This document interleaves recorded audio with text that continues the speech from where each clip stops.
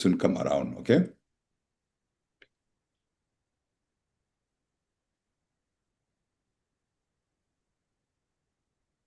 Edie, are you there?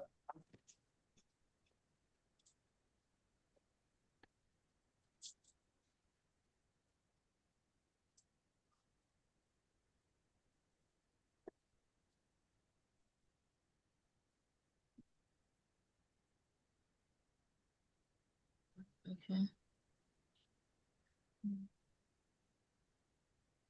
I got him online. I hope he didn't go physically looking for me.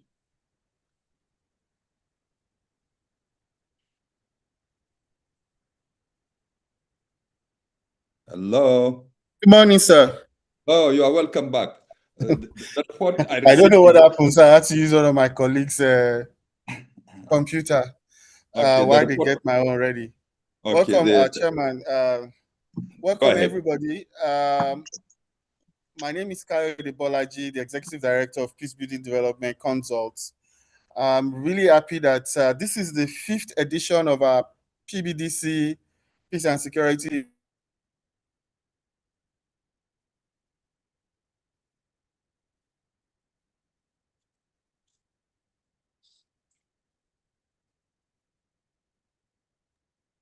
Have we not lost you? Because I can't hear you. Yeah, I can't hear him either. I think he would lost. Good morning, everyone. Can you hear me now? Welcome back. Welcome back. Okay. Thank you. Welcome, everyone. Glad to have you all join us. This is the 5th edition of our PBDF Peace and Security online program. We are particularly happy to have our chairman and retired Controller General.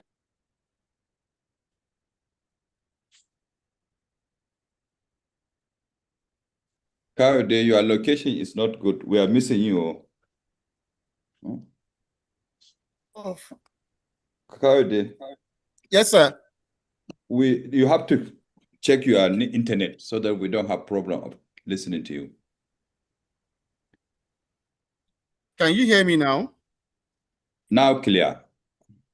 Okay, it is sound that is going on and off, actually.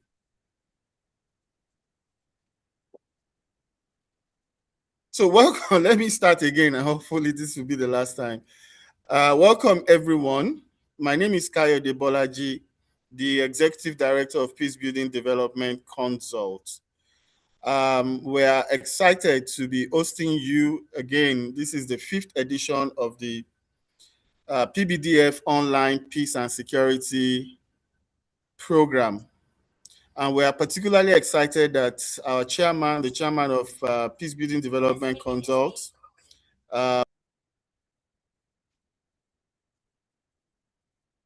You muted yourself. You muted yourself. You muted yourself.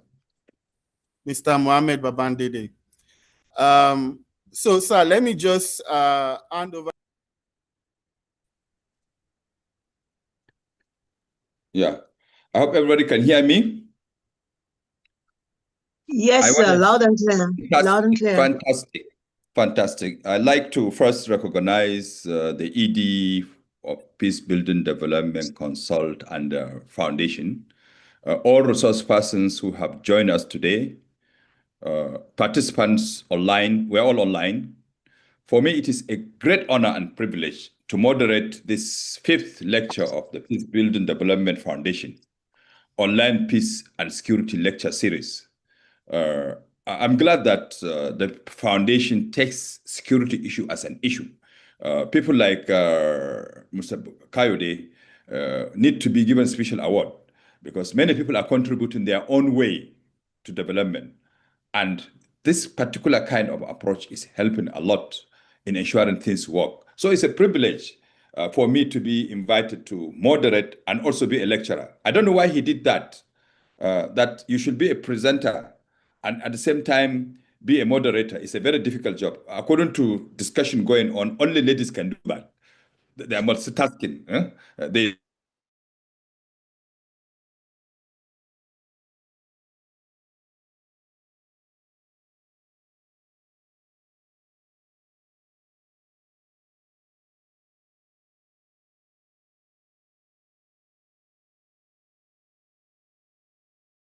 Sorry, you're muted. You're muted, sir.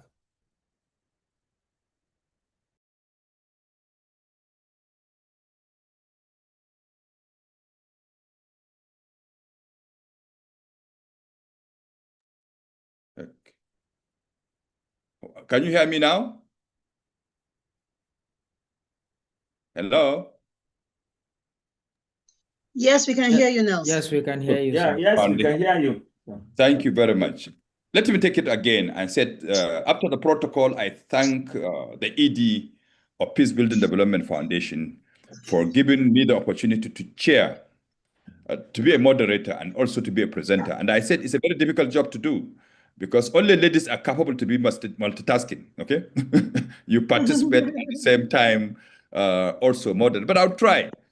I'll go with the saying that whatever ladies can do, men can do also. So I'll try my best to do that. The theme of this presentation is, the mining governance debate. It's a big debate. Balancing national security, economic sustainability, environmental protection, and community safety. You know, there are three keynote speakers and one expert, including myself today. Each speaker and the expert will speak for only 30 minutes, including myself. We'll have a panel discussion and interactive dialogue. It is during that time I will be able to talk with all the presenters at the same time so that we can dialogue. After that, we can take both questions and contributions. And I hope it will go successfully. But let me, before I start my own presentation, and since I'm the moderator, let me set the rule of this discussion. Some basic guidelines to myself, the speakers and participants. I think number one, time management is important for all of us. If we don't manage time, we are supposed to be here for around 2.5 hours. If we don't manage the time, because it's a very hot topic, we may continue.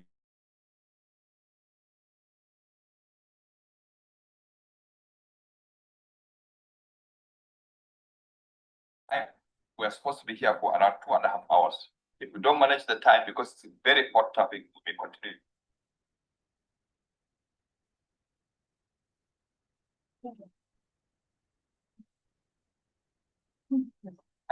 We're supposed to be here for around 2.5 hours.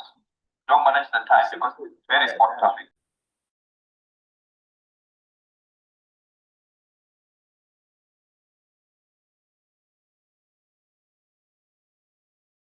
We're supposed to be here for around 2.5 hours. Good morning, everyone. I think the moderator now has two devices on. So please, if you can mute one of them so that we can listen to you from one. That is what is causing the confusion. Thank you. Okay, Debo, just send him a message on the, so he can, because I think he's muted. Oh, okay, maybe he can hear you.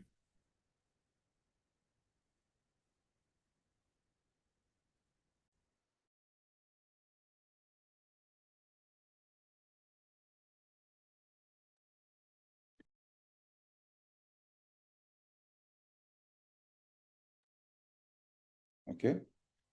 What about now? You can hear me? Yes, we can hear you now. Can hear you now.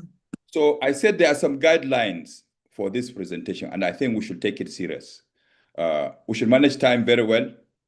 Put up your microphones. If a Peace Building Foundation can take care of my microphones off it until a person has a permission, fine. But as a person, you can do that. Your cameras also, so that you don't show things that you don't want to show during these online issues. Respect others' opinion.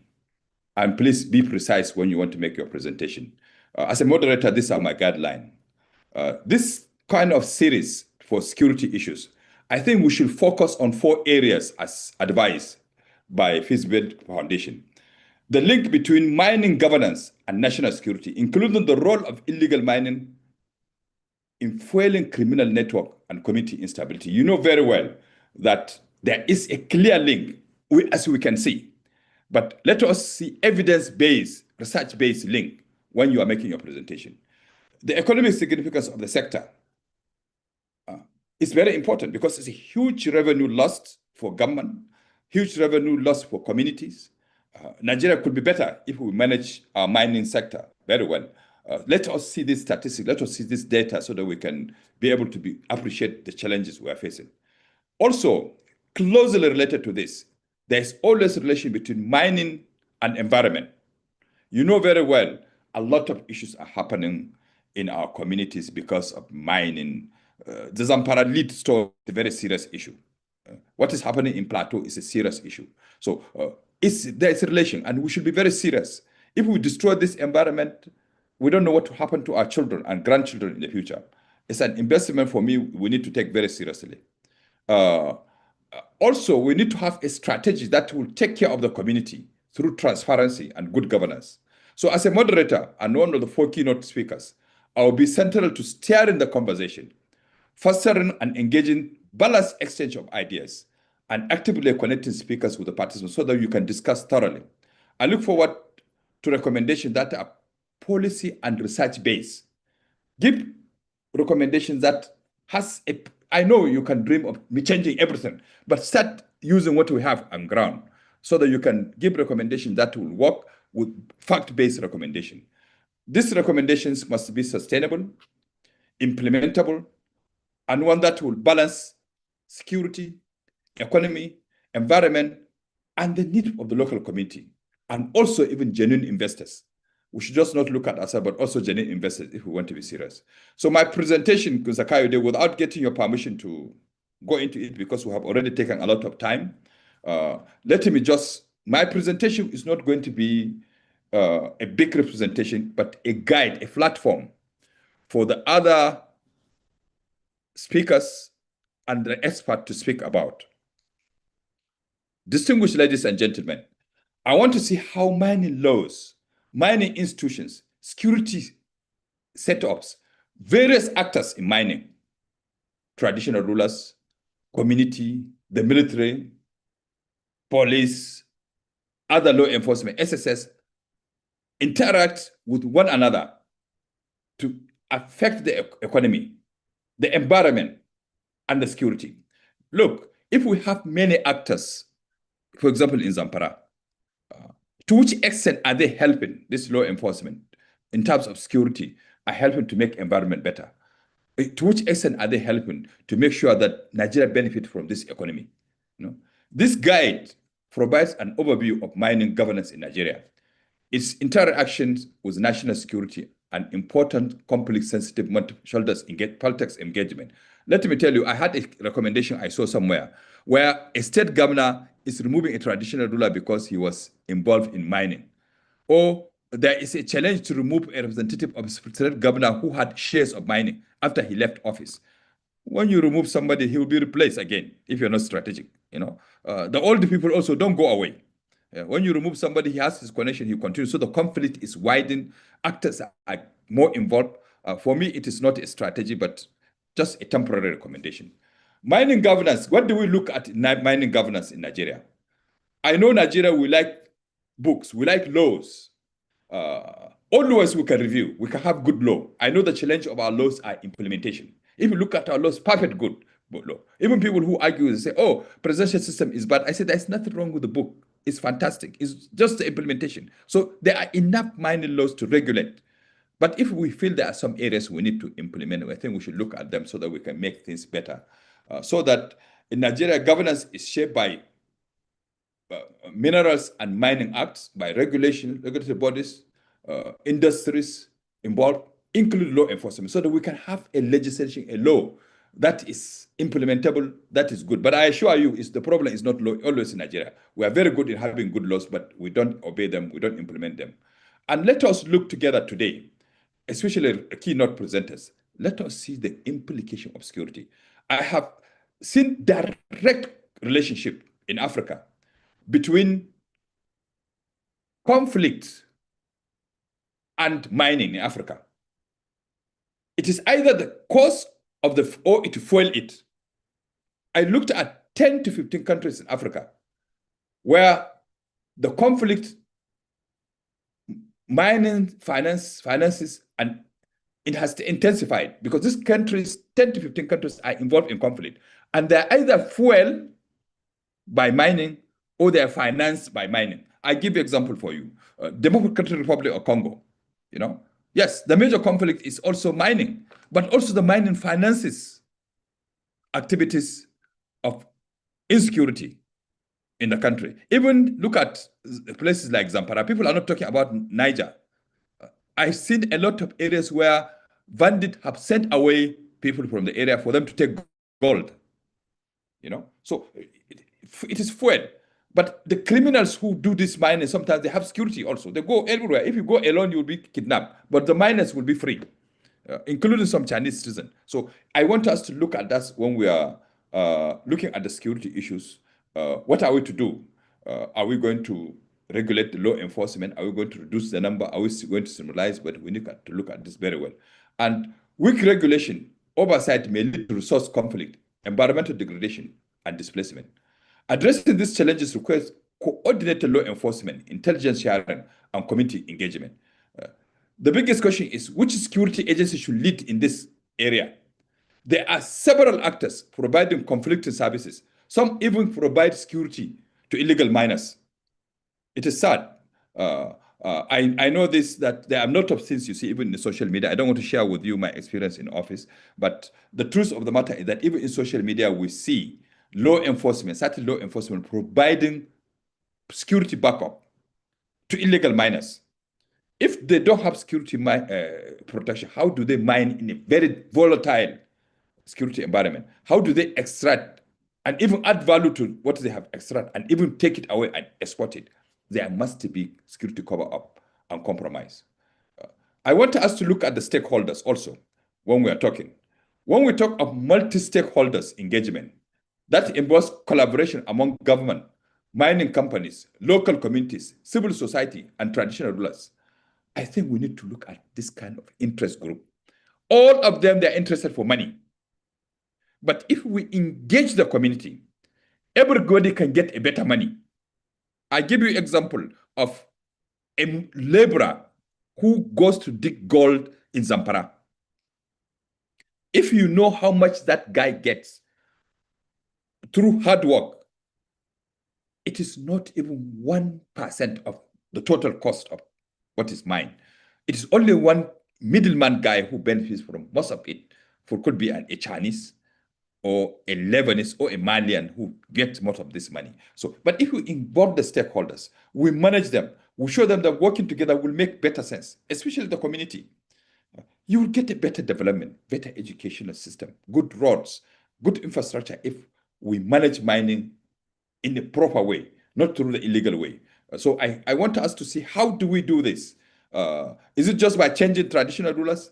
Is it by saying that everybody should participate? Look for the big guys. Look at the generals. Look at the traditional rulers, the politicians. Let's share mining hall for them. When they mine, there will be peace, but it's never going to be peace because it is vested interest that will never assist us in getting developed. Okay. So the environmental impact, I want us to look at. Somebody's making presentation also on that. To which extent are we destroying our environment? We destroy what we mine, we destroy the environment, and we end up encouraging conflict. So it's a lost all the way if it is not organized. And I hope the resource person will look at this and give us concrete recommendations, such as legal frameworks. What legal works do you want us to remind? I did say the lawyer making presentation, but are there any legislation that we lack, that we need to amend? Are there new laws we have to make?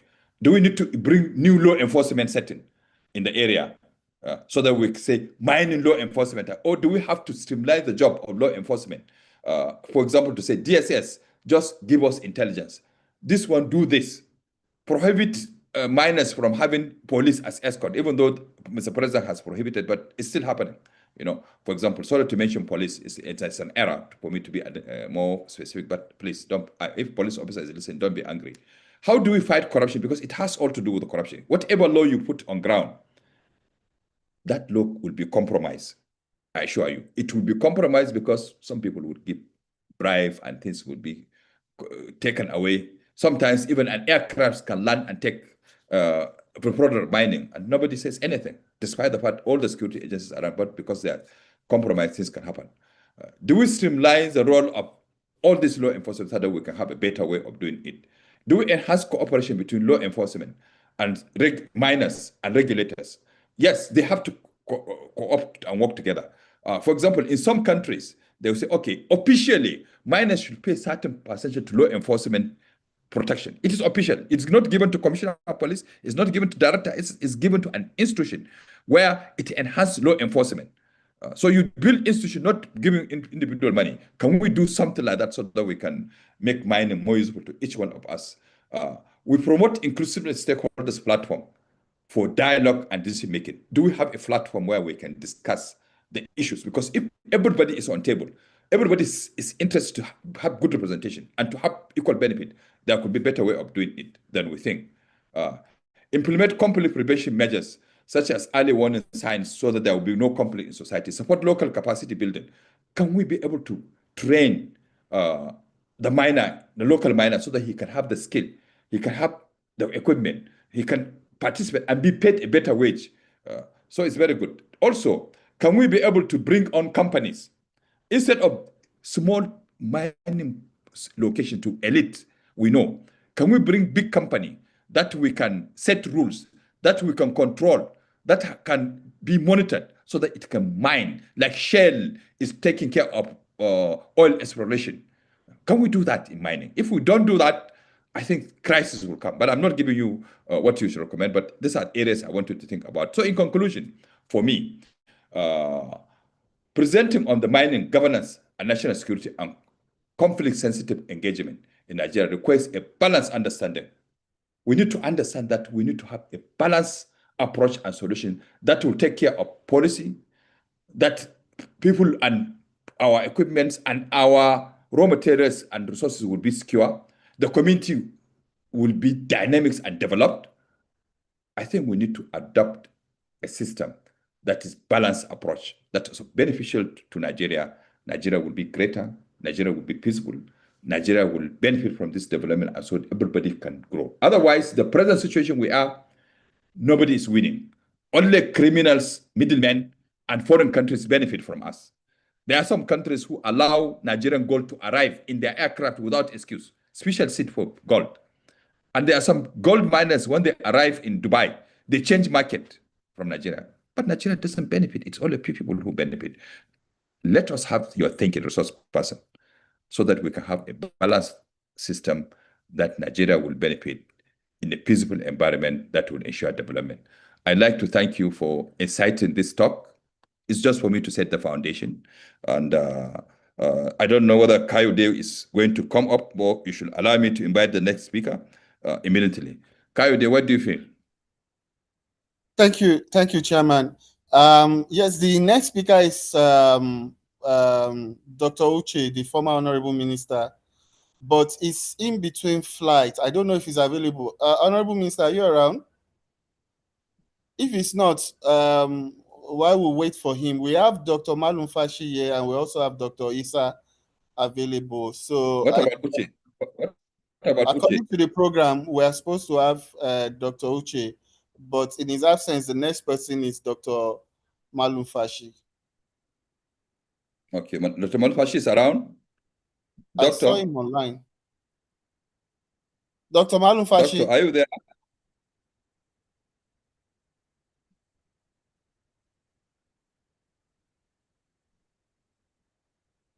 I think Dr. Isa can start, and then I will call him to get back online. Dr. Isa is around?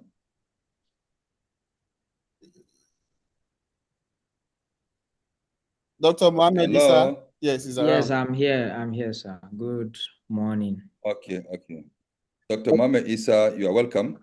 I think I'm connected now. And, okay, you are connected, Dr. Isa. We can even see you, Dr. Isa. Yeah, but I think you are welcome. Dr. Malum Fashi is speaking. Yes.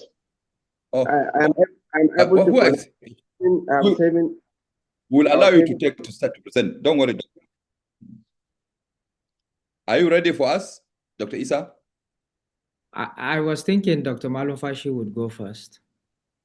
Okay, is he around? Dr. Malum Fashi, are you around? Yes, sir. Okay. Where is Dr. Malum Fashi? Please, do you want to share the screen? I'm trying to connect the video. Okay. and probably share screen.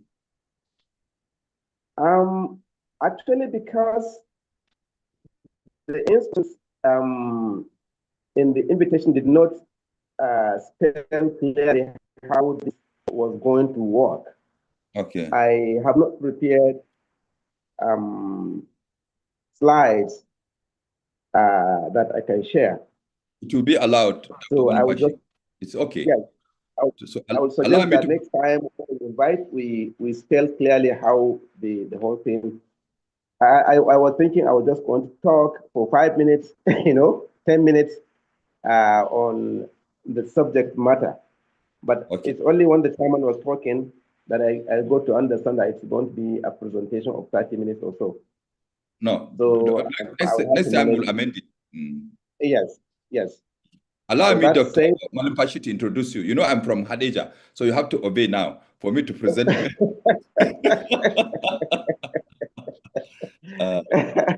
Hadejia, welcome, sir. Okay, so you mute yourself. Let me say something about Dr. Malampashi. Dr. Malampashi, Garba Ibrahim Malampashi, PhD, is a barrister and solicitor of the Supreme Court. That's why he's asking legal issues, why we didn't write details. So please forgive us for not giving those details. He has been called to bar in 1992. Since 2021, he has been a deputy director and research fellow at the National Institute of Policy and Strategic Studies, where he also served as a special assistant legal to the Director General. Before joining the National Institute in 2021, he was the State Counsel for 26 years, rising to the position of Assistant Director in the Chambers of Attorney General of the Federation in Nigeria. As State Counsel, he served as legal unit in the legal unit of the Federal Ministry of Environment, Ministry of Petroleum Resources, and so many locations. Dr. Malampashi received his LLB at Bayero University, Kano, in 1991. It's my university also, doctor. The Nigerian Law School also in 1992. He has obtained LLM in petroleum. He has PhD in climate change and law, international trade, etc., etc. I don't want to take your time because this guy is from Katsina and I'm from Hadejia. I don't want to take time and blow his trumpet too much. Otherwise, we'll be in trouble together. So I would like to call this nice doctor. Actually, he's looking young, very young, to make his presentation. You are welcome, doctor. Okay, thank you so much, sir.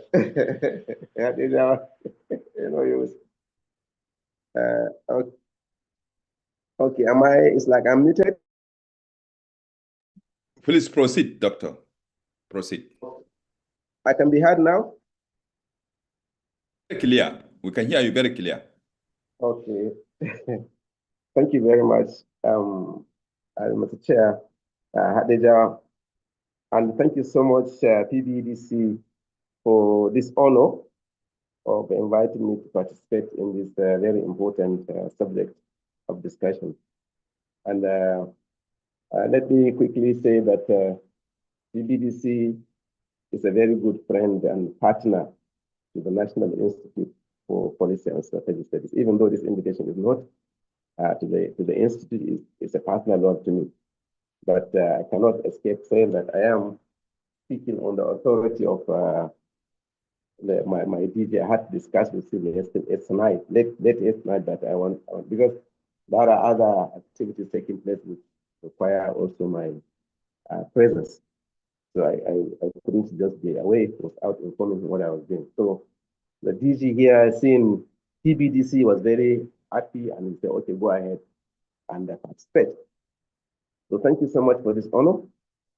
And my topic related to the general theme is on Nigeria's minerals and mining sector and security concerns, a legal and the regulatory perspective.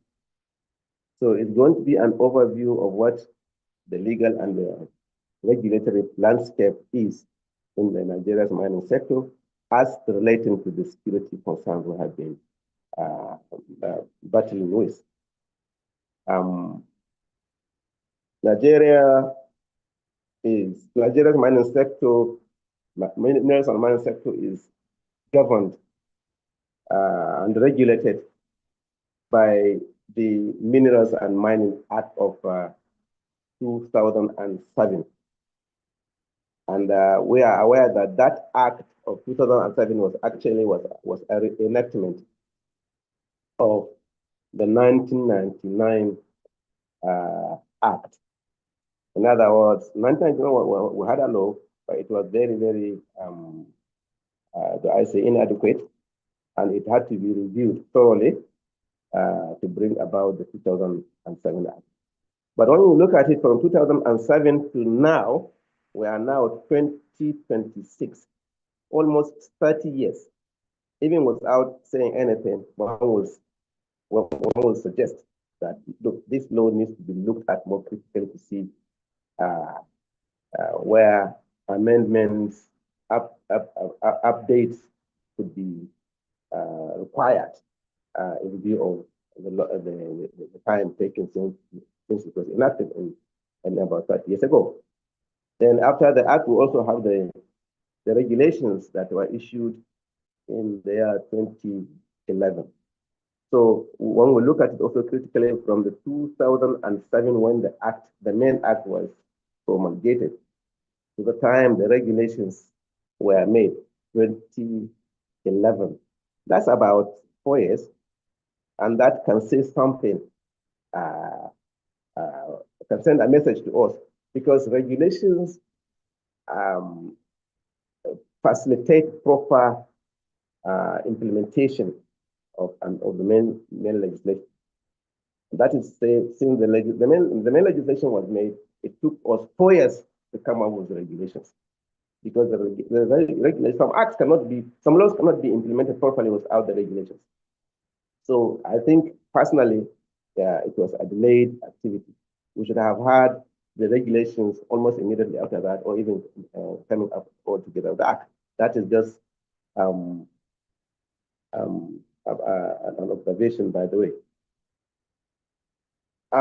Security concerns in the mining sector are issues that are well known to each and every one of us. Mining sector is a very significant aspect of our economic well-being in Nigeria, even though I read somewhere that the mining sector actually contributes only about 1%, even less than 1% of our GDP, which is much below our potentials. One can say probably the security issue that bedeviled the sector was the reason why it is contributing this meager level of contribution to our GDP. This is subject of discussion.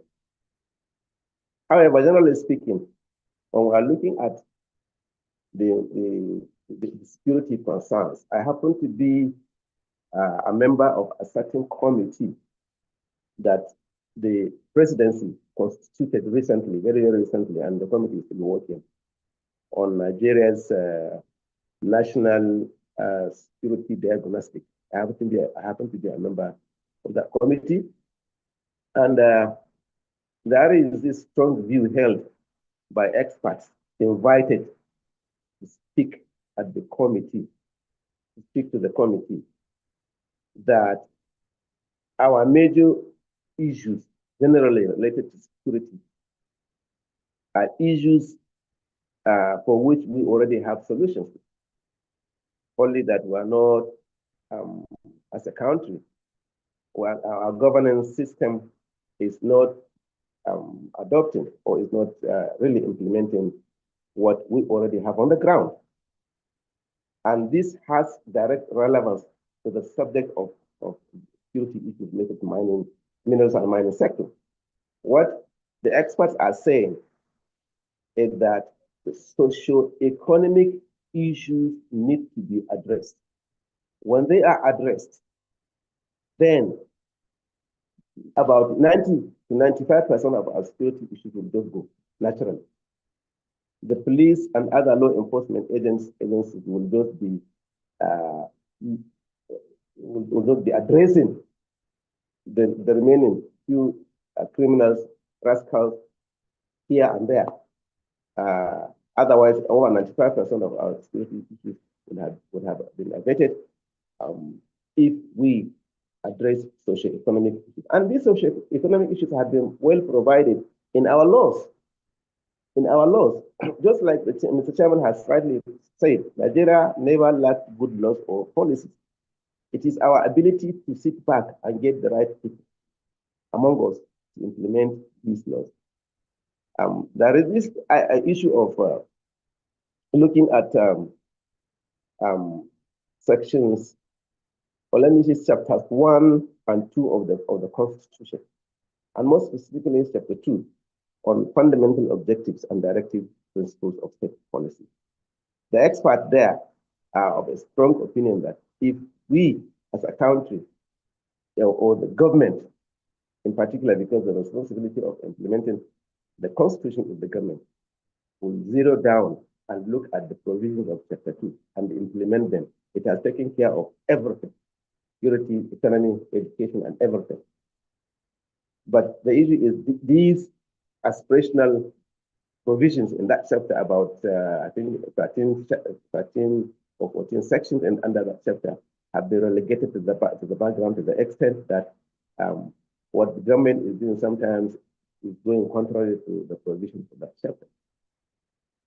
Now, coming back and relating it to the minerals and mining sector, what the law, in particular, the Minerals and Mining Act of 2007, has provided for, as relating to the provisions of Chapter 2 of the Constitution, is what we see under Section 116 of the Act.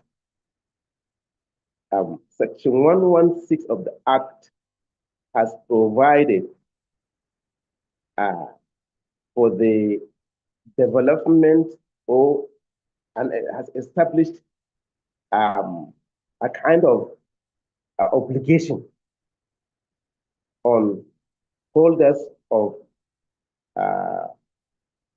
mining leases who are coming in to engage in mining activities to enter into community, what the Act said, community development agreements. Community development agreement, to me, is a key issue in the regulation of the mining sector that can, if effectively implemented, can go a long way to address the issues of our security in the mining sector. These agreements, or this particular agreement, is more or less formalizing and making it an obligation, the so-called corporate social responsibility of companies working in any community. Corporate social responsibility is more or less not an obligation, not a legal obligation that as we see it in other sectors, like in oil and gas sector, until, of course, until the promulgation of the Petroleum Industry Act as related to oil and gas sector. It is the Petroleum Industry Act that also made it an obligation, the community development and agreement. But then one can even safely say that what we see in the PIA is a borrowing from what we have already in the Minerals and Mining Act of 2000, because PIA is just a few years ago promulgated in 2021, and the Minerals and Mining Act has been there for about 29 years now. So what I am trying to say here, that this act, this law, has provided for the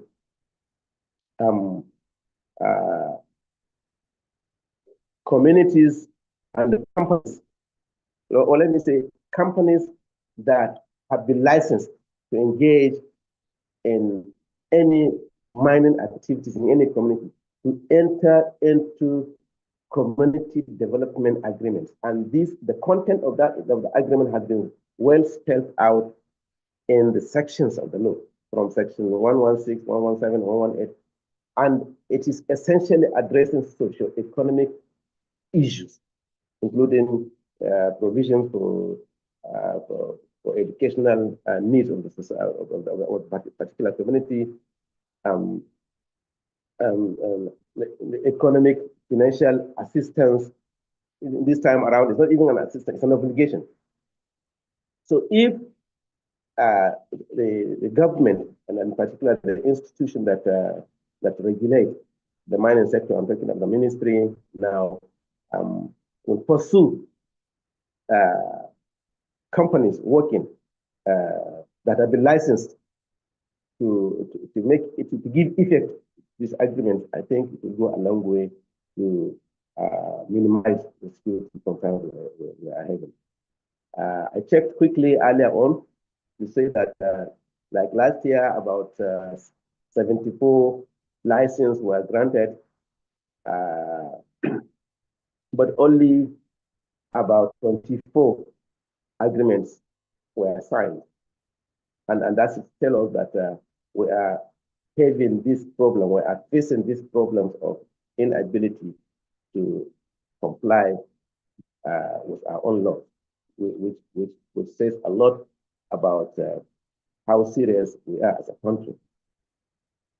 When we look at section 116 subsection 1, it says, for instance, subject to the provisions of the section, the holder of a mining lease, small-scale mining lease, or quarry lease, shall prior to the commencement of any development activity within the lease area, shall conclude with the host community where the operations are to be conducted an agreement referred to as a community development agreement or other such agreement that will ensure the transfer of social and economic benefits to the community. This is very clear.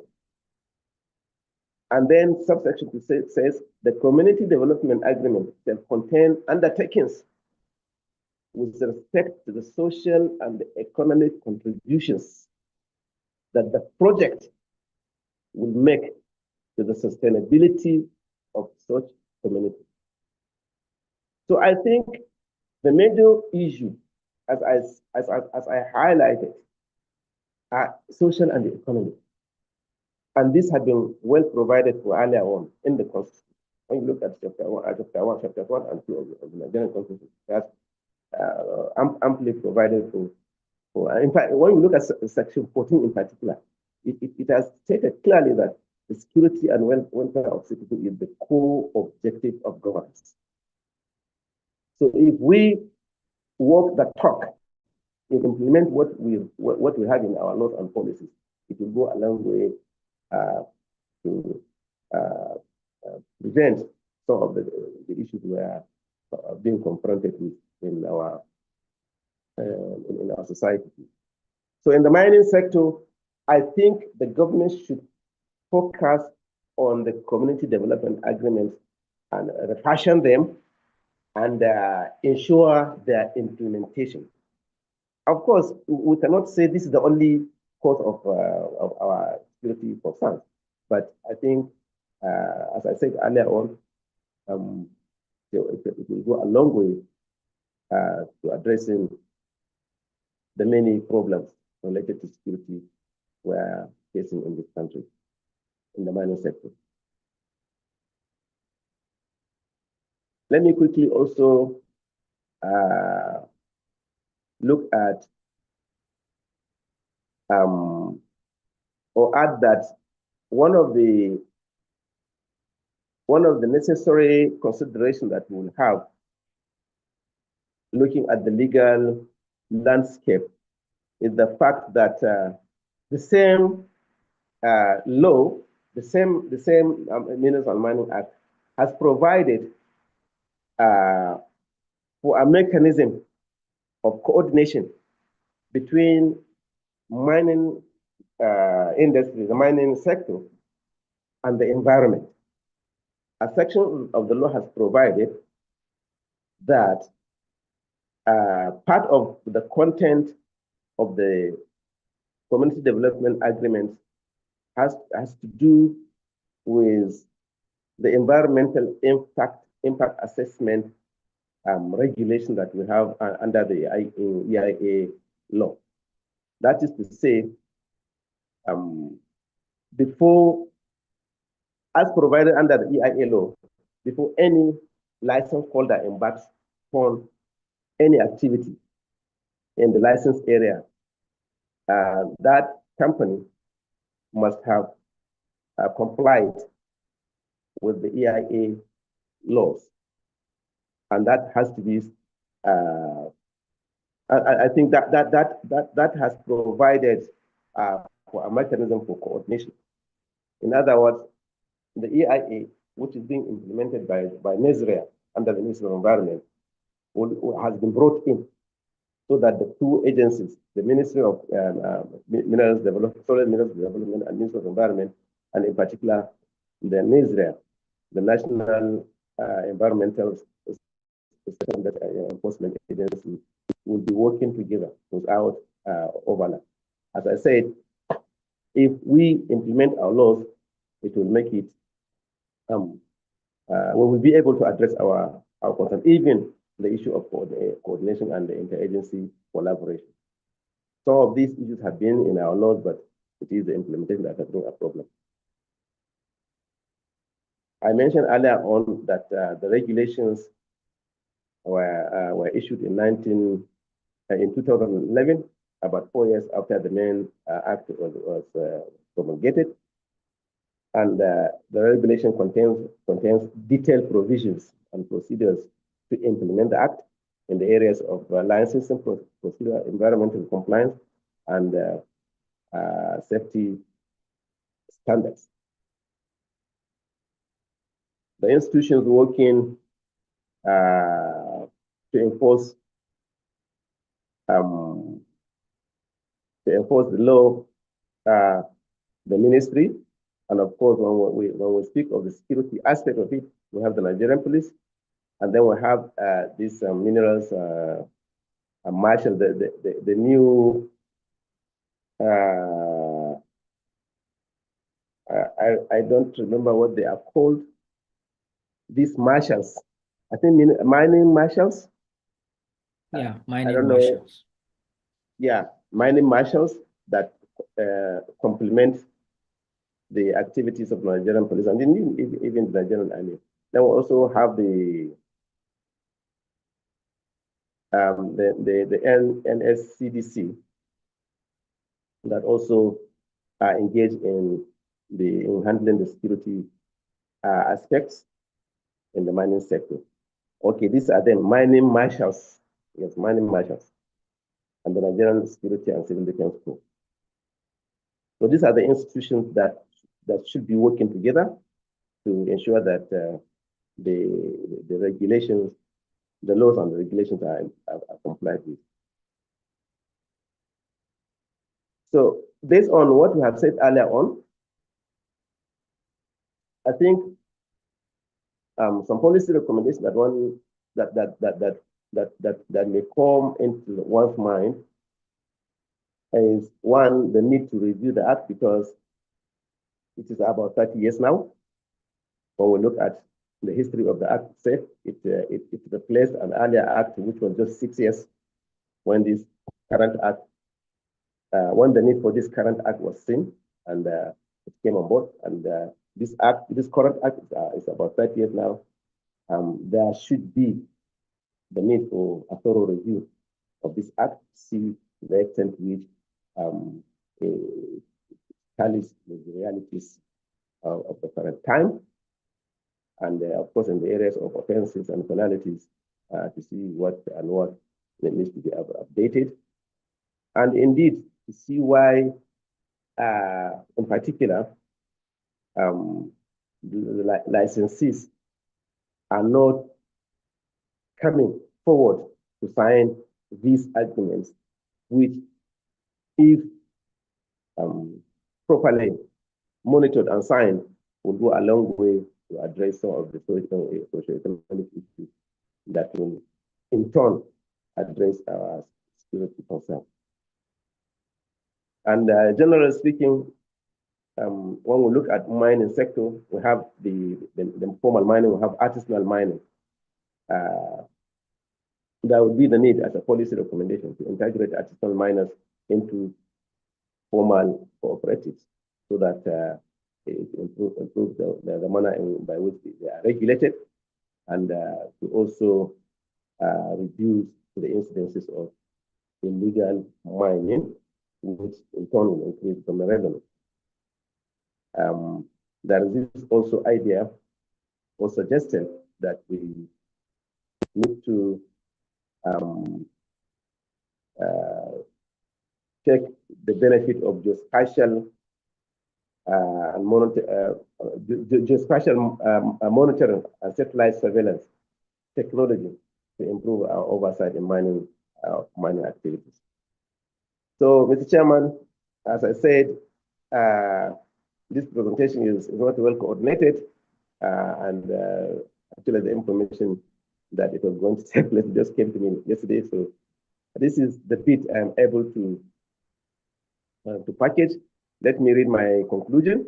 Nigeria's mining sector holds immense potential for economic diversification, but persistent security challenges threaten its sustainability. Illegal mining, criminal networks, environmental degradation, and community conflicts highlight the urgent need for stronger legal and regulatory interventions. While the Nigerian Minerals and Mining Act provides a foundational framework, enforcement weaknesses and the institutional fragmentation have limited its effectiveness. Thus, comprehensive reforms, including strengthened legal sanctions, improved institutional coordination, and technological monitoring are essential to ensure that Nigeria's mineral resources contribute to national development and minimize the general insecurity that has pervaded the nation. Mr. Chairman, with your kind permission, I will rest my case here and also listen to learn from other speakers. Thank you very much. Thank you very much, Dr. Malampashi. You said, lecturers in NIPS, they don't need to prepare. They are always prepared. And also a solicitor like this, also you will be making your case. I think you have made your case. We sincerely appreciate. If it is physical, I could have given you a standing order, but it is not physical, it's online. So I still commend you for that presentation. Thank you, sir.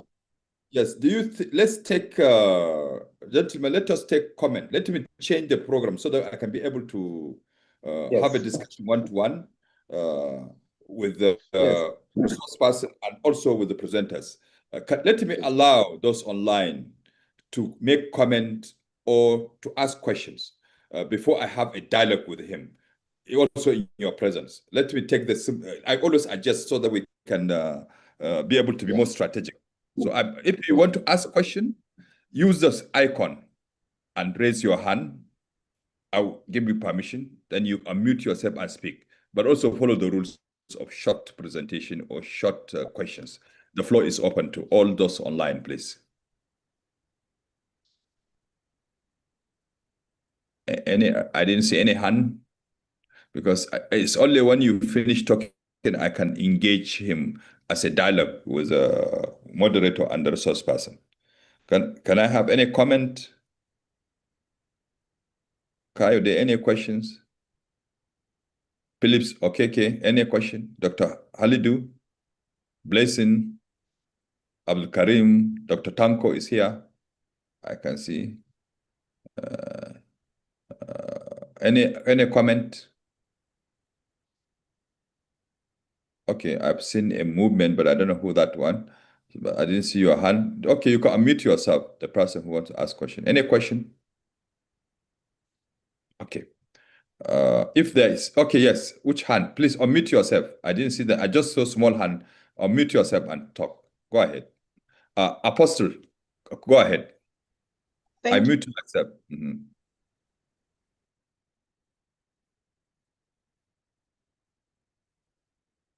Apostle, you have the floor. Thank you, sir. I want to say a big thank you to you, Dr. Garba. That was just profound. Even if you said you weren't so prepared, it was still good to compile so much.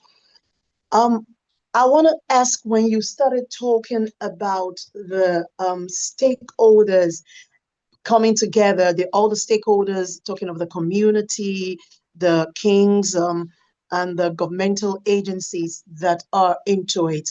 And then there was a slight point, there's this middleman that deal in mining, not the main one given the licenses.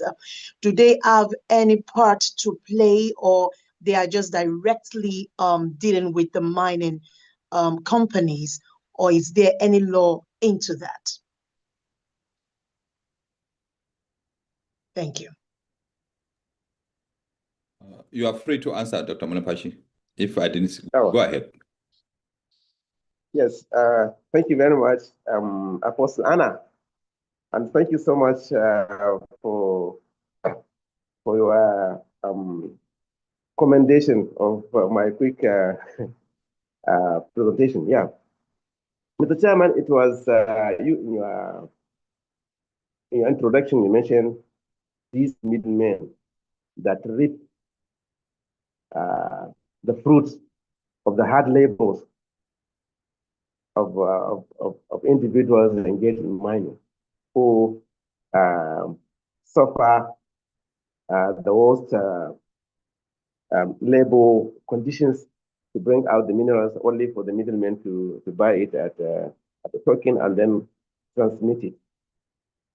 Yeah, I think the law has not provided for the middlemen, because the implementation of the law will effectively obviate the activities of the middlemen. The existence of the middlemen actually is because of the poverty pervading the mining and minerals community. And the implementation of the act, especially the implementation of the effective implementation of the requirements for the signing of rich community development agreements, will effectively do away with the middlemen. That's the way I look at it. Because the agreement involves all the stakeholders.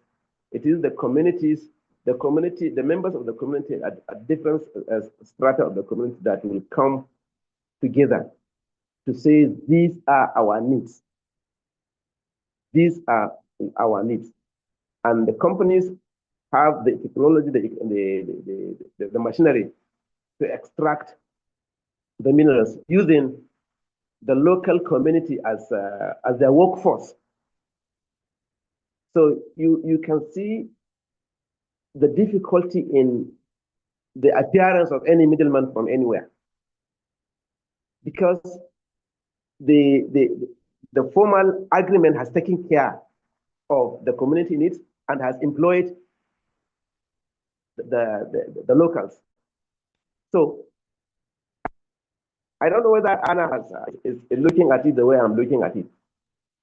So I am on. the simple answer is the implementation of the law will automatically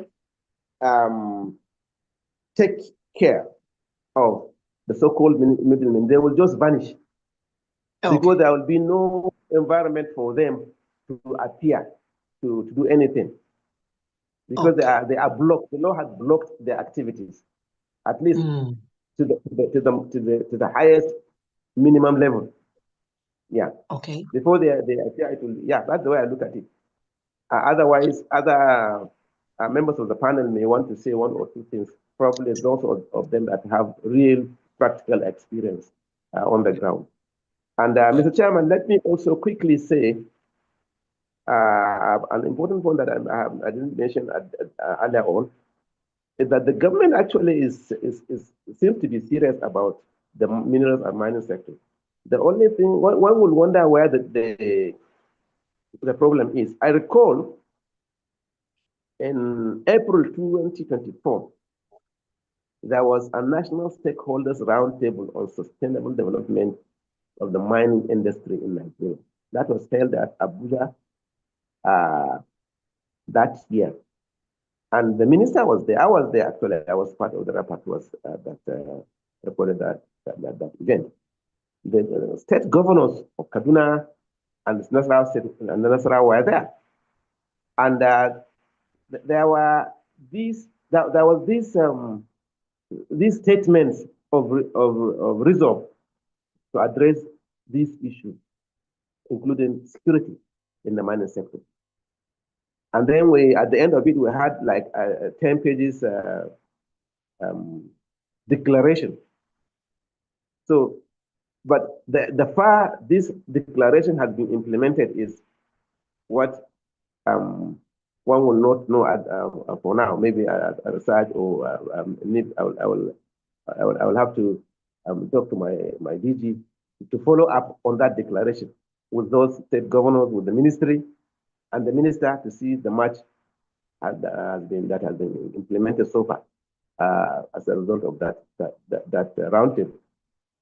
So I had it in mind to mention it during my talk, and it skipped my attention. It's only now that it came to my mind, and I'm saying it, that the government is trying to do what is necessary to address this issue, but still we are lagging behind when it comes to implementing. So we are just emphasizing the fact that we have good laws, good policies, but we are not good enough in implementing them. And I think this is something that we have to really sit down and say, why are we not able to find the right people and to implement what is good for our society and for our development? Thank you, Mr. Chairman. Thank you very much. I can allow one or other persons for comment or question. Then I engage him as a moderator so that, because we do not have opportunity to have an engagement panel with all the researchers because we're online, it may be a challenge. Somebody is coming, joining us from Japan. Japan is getting late in the night now. So any question, any comment? Yes, Abdul Karim, go ahead. Abdul Karim, you have the floor.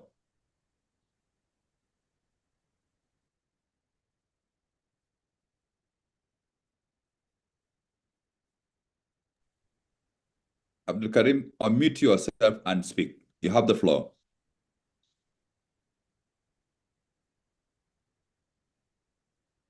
Abdul Karim, unmute yourself. You have the floor.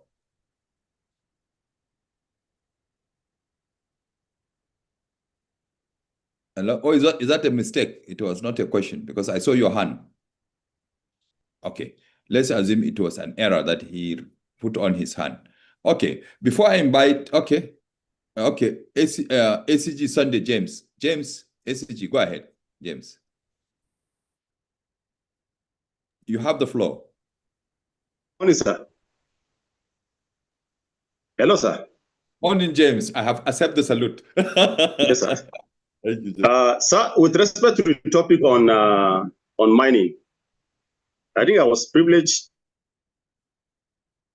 to be in a terrain where there are miners in Jos when I was ACG in charge of Zone C, and Jos happened to be part of the area of coverage. And when we discovered that there are a lot of mining activities taking place around the area, we sent operatives to go and investigate, to go and survey. They came back with their report. And when it came to the period where they were supposed to be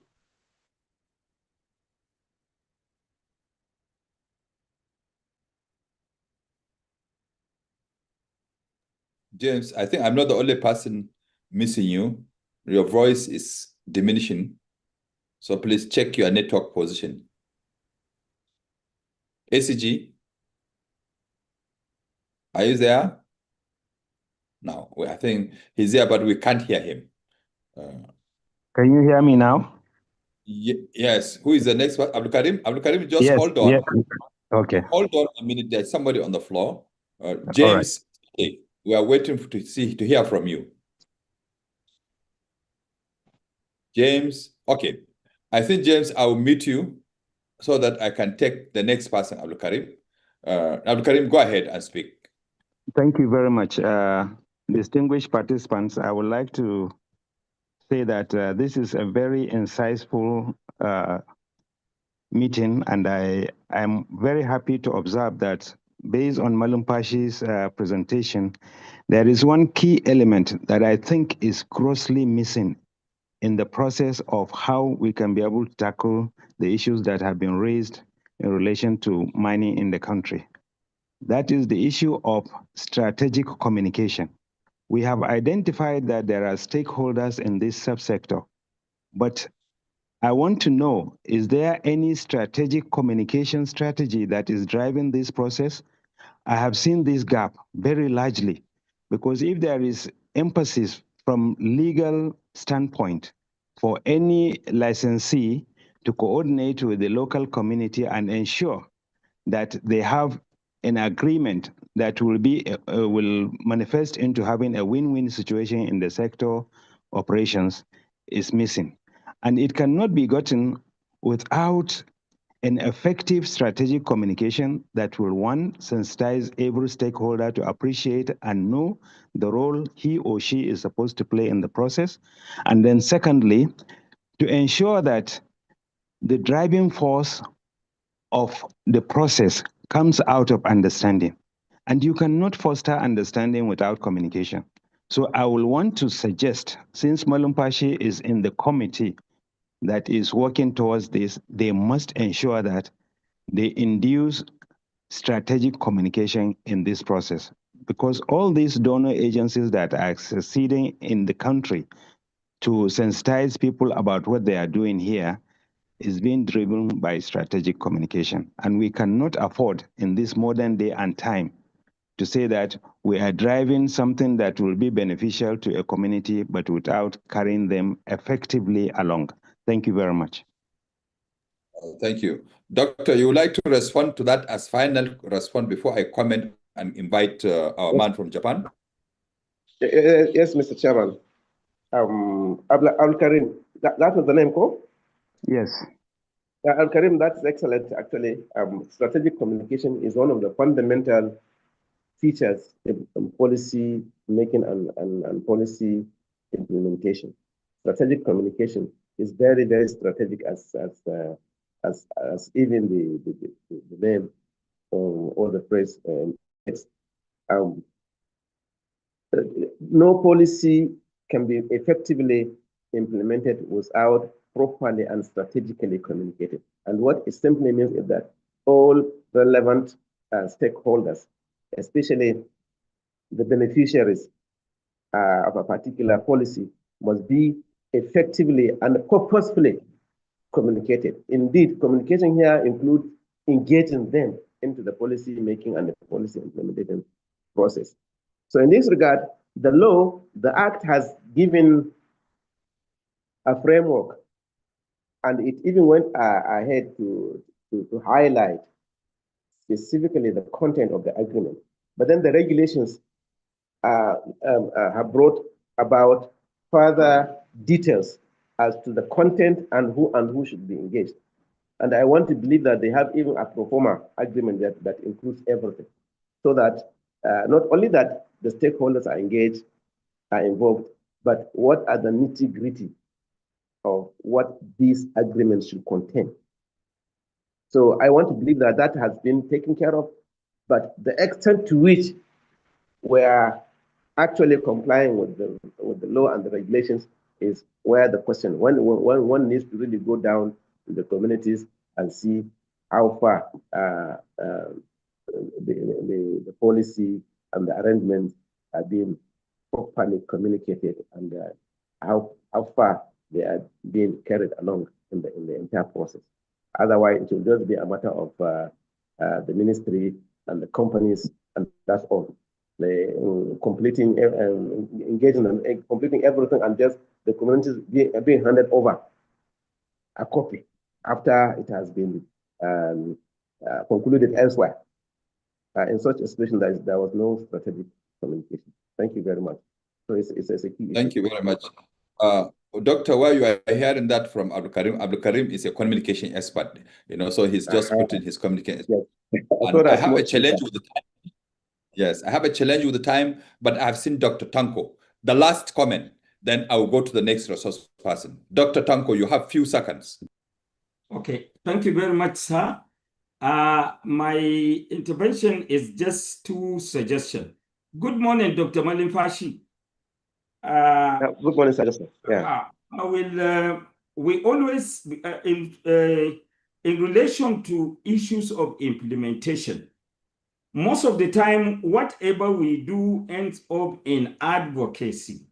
Now, beyond advocacy, we are trying to now introduce the issue of policy uptake. Policy uptake, while you are doing it, this is where I would like to see people actually going into pilot projects to get things start up, kick off. That is one of the suggestions.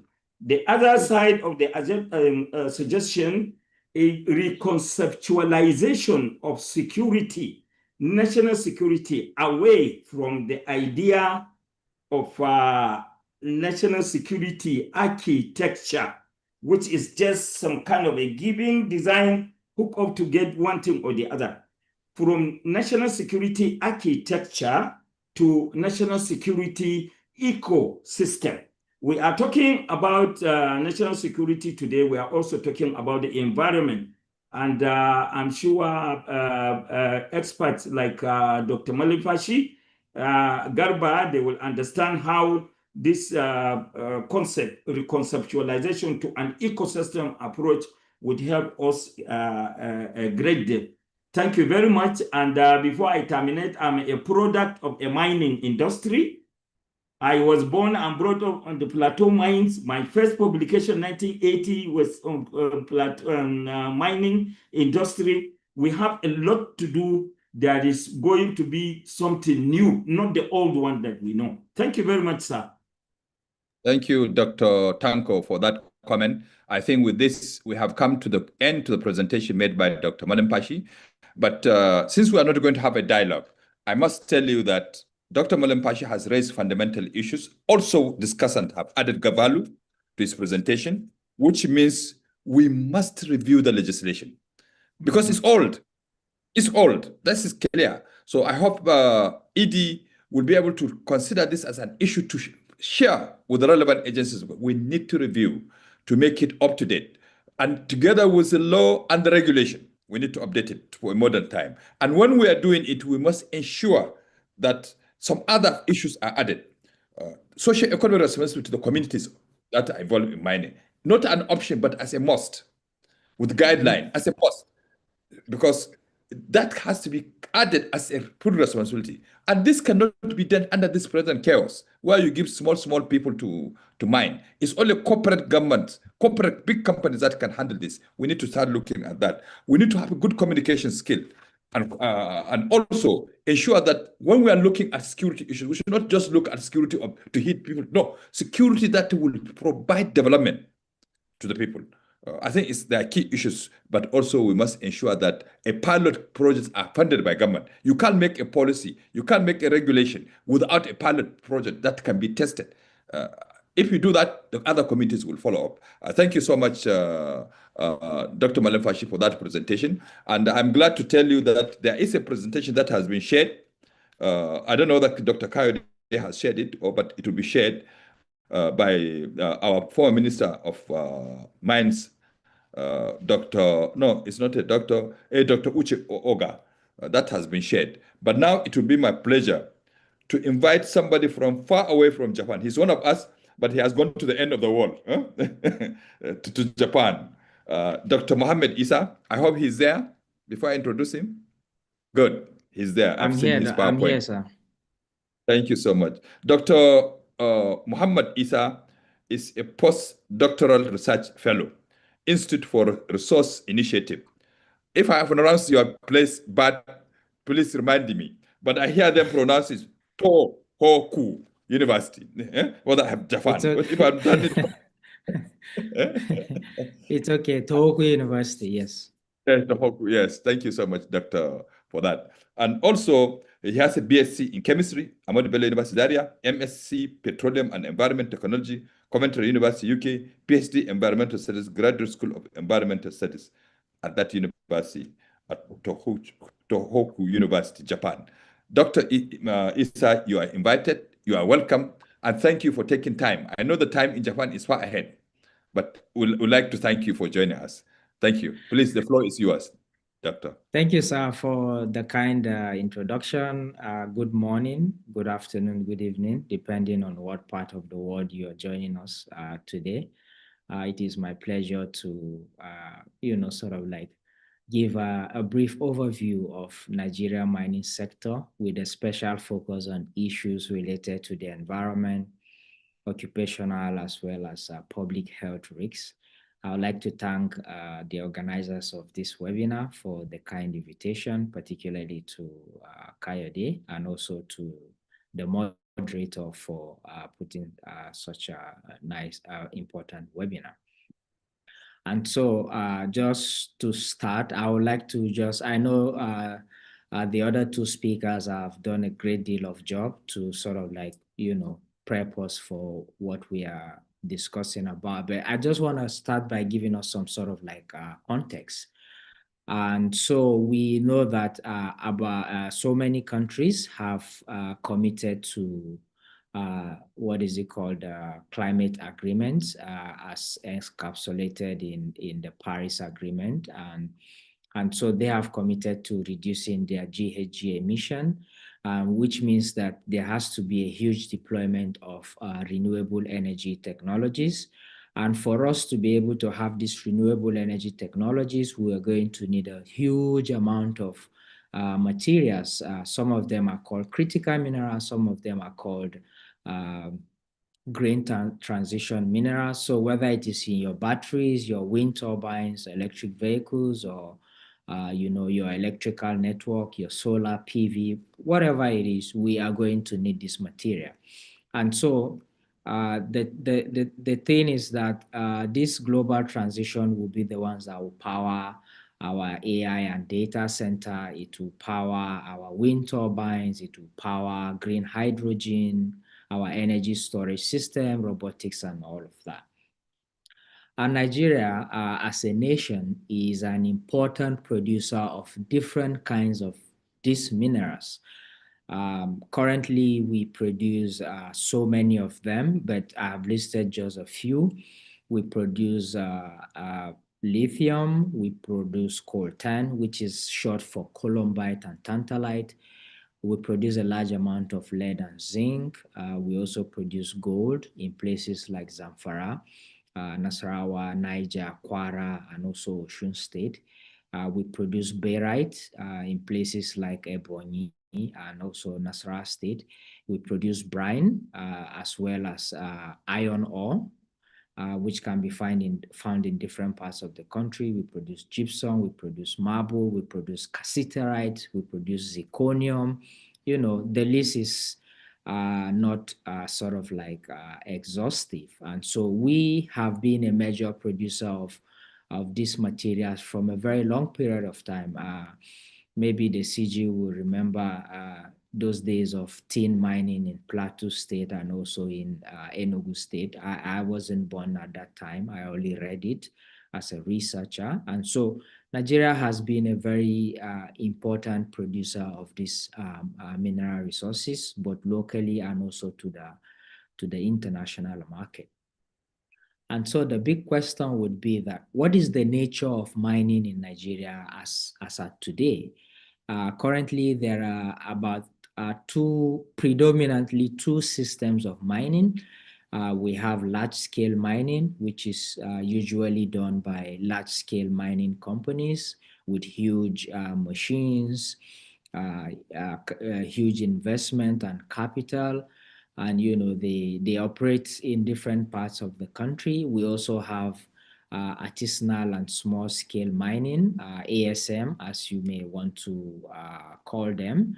I was looking at the mining cadastre office database between yesterday and today, and their sort of like statistics shows that there are over 6,000 licenses that have been issued in Nigeria, and that went to about over 7,000 companies and also as individual licenses.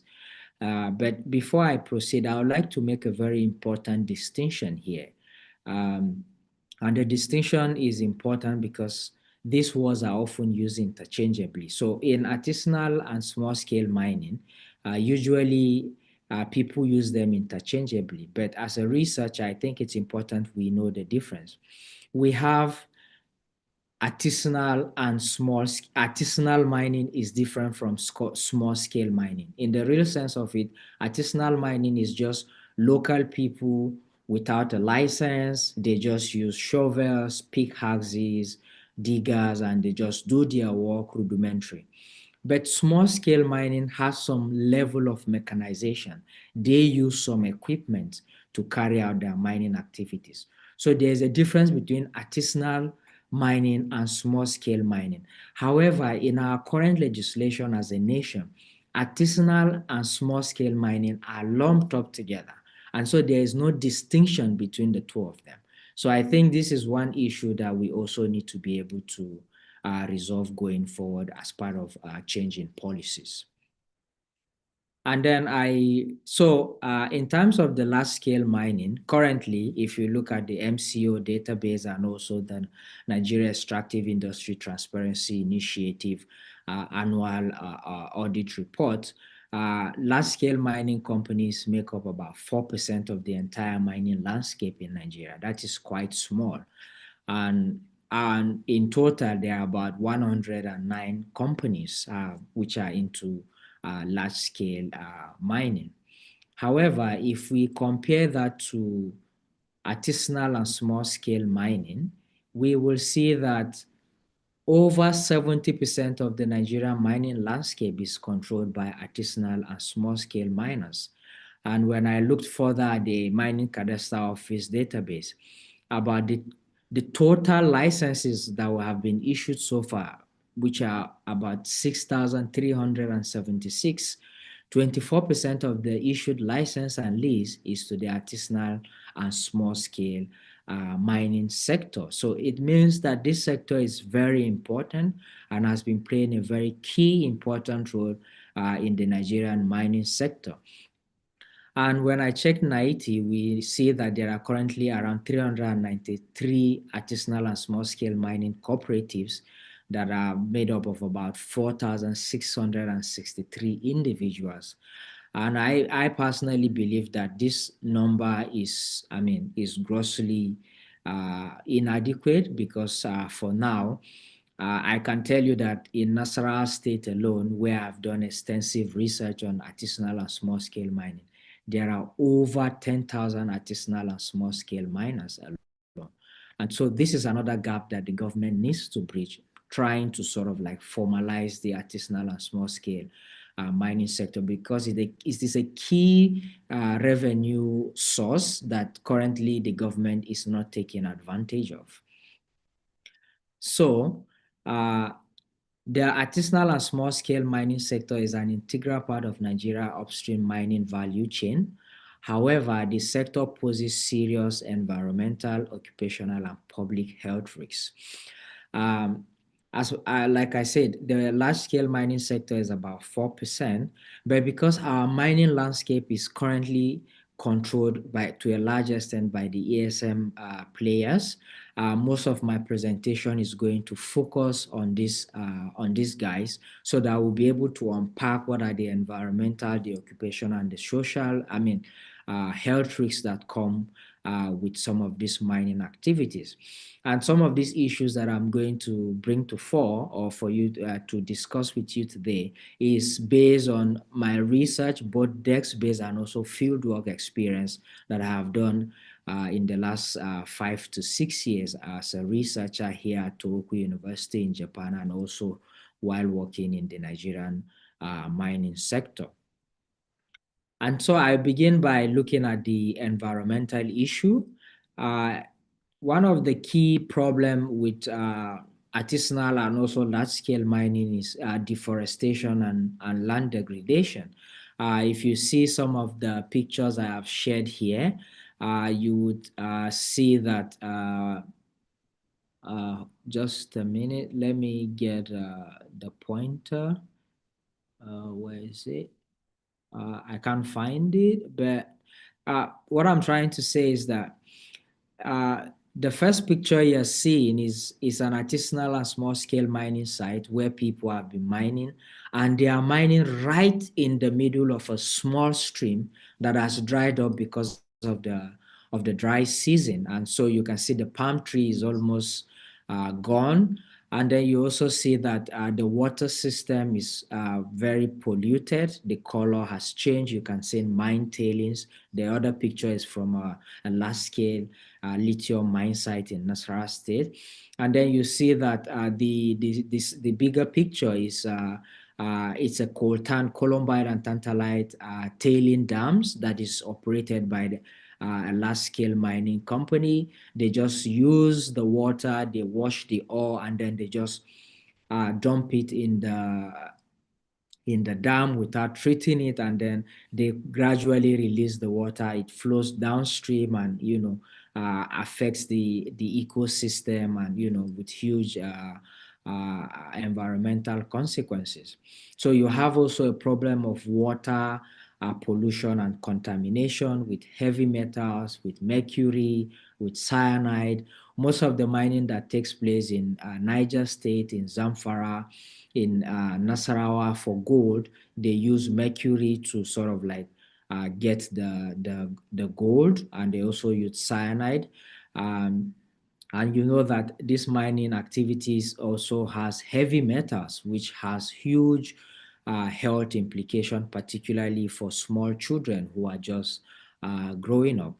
And so the other issue is the destruction of ecosystem and biodiversity loss, because when you have deforestation or cutting down of trees, it will destroy the ecosystem and cause a disbalance.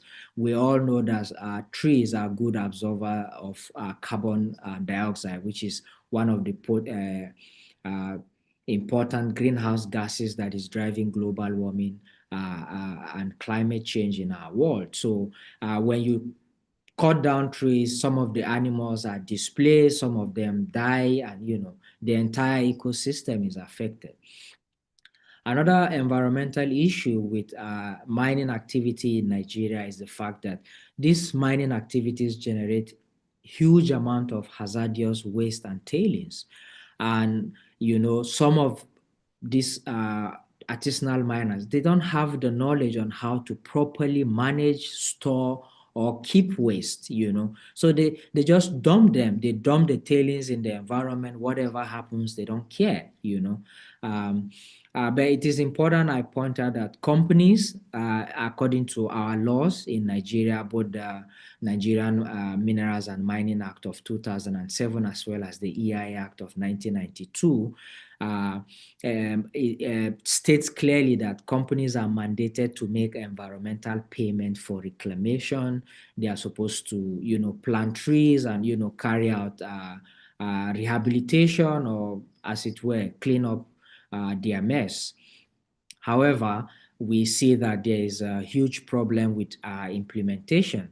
For instance, in 2003, when I look at the NIT report, only 5 sites were reclaimed in the entire Nigeria out of the over 100 or even 200 mine sites that have polluted, that needs reclamation.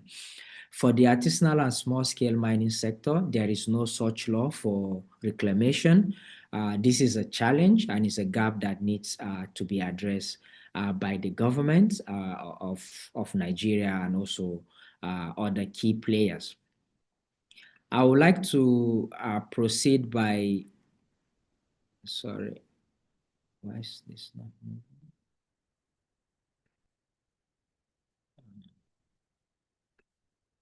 Okay, sorry. So I'd like to play you this small clip that I took in a mine site.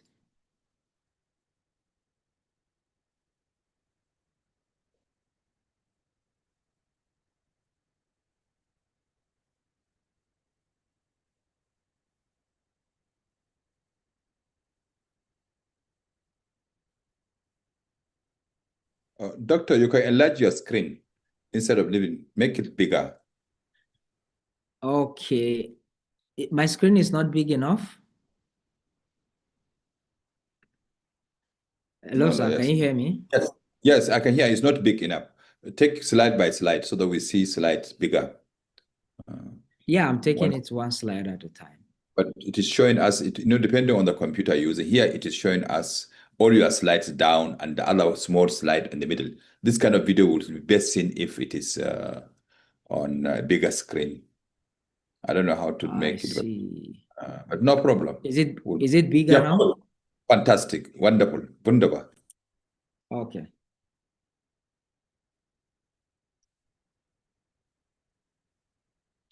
So, yeah, so this is a small scale mine site in Nasarawa State, and you can see the scale of what is being done and the work, and then you can see that there are no trees. The trees have been cut down. This video I took it in 2024. When I was there sometime this year, the degradation was even more. There were no trees or any green scenery in sight. So this is just to tell you how big of a problem mining activities have on the environment and also the living space. In terms of the occupational risks, there are quite a lot of these occupational risks that we see when you visit a large scale or a small scale mining site. But these occupational risks are more pronounced when you go to artisanal or small scale mining sites. So I will also want you to just watch this video. I took this video at a gold mining site in Nasarawa State. This is underground.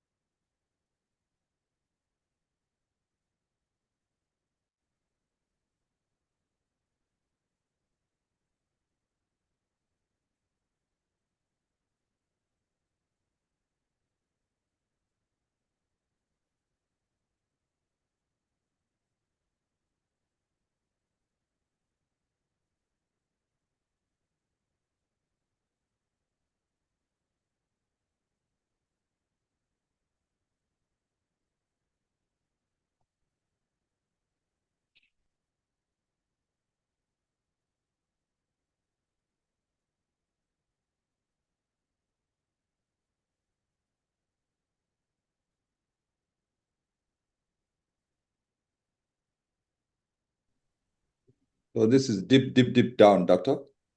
Yes, this is beneath, like you have rocks on top and then you have the cave under. It's like a tunnel under the rocks.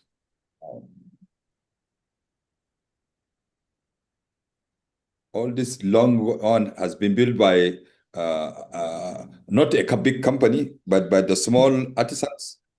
Yes, all of this is taken, the mining is being done by artisanal miners. My good you God. know, so they work in groups, they call them squad, maybe 10 to 15 people. They have elderly ones and then they have young ones working in these mine sites.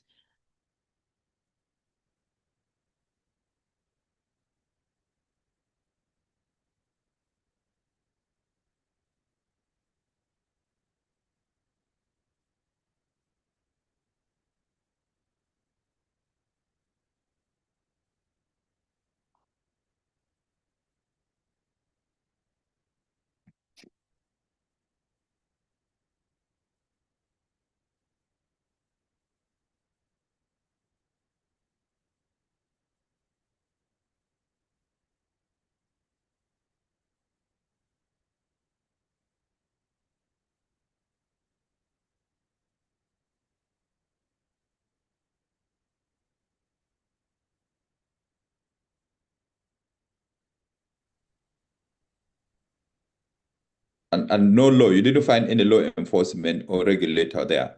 Nobody. No, there is no law enforcement in this side. Everything is being done at the community. So you can see that the mining takes place underground. You have rocks on top, and then you have a tunnel, and the mine site is controlled. They work in groups. They call them squad, maybe 10 to 15 people, elderly ones, and then young people there, and they just work as a team. But one thing I haven't worked extensively with artisanal miners is that they are quite organized. They have leadership structure at the mine site, and also they have leadership structure at the community level. So the mine site leadership reports to the community level leadership, and the community level mine leadership reports to the overall leadership of the community. In this case, the emirs or the district heads in those mine sites. And you were asking if there were law enforcement on site. I would say there were no law enforcement. In fact, most of the mine sites I've been to, there were no law enforcement, but they have their own local security arrangement and also vigilante that, oversees the day-to-day running and making sure that law and order is kept, And it's really fascinating because I've asked them several times, do you have cases of stealing, armed robbery? You say no. They are well organized. There are no stealing and all of that. So sort of like very organized set of people. So when you watch that video, one thing is certain that with such a working environment, there will be accidents. There are high cases of mine collapse. You have cases of physical injury.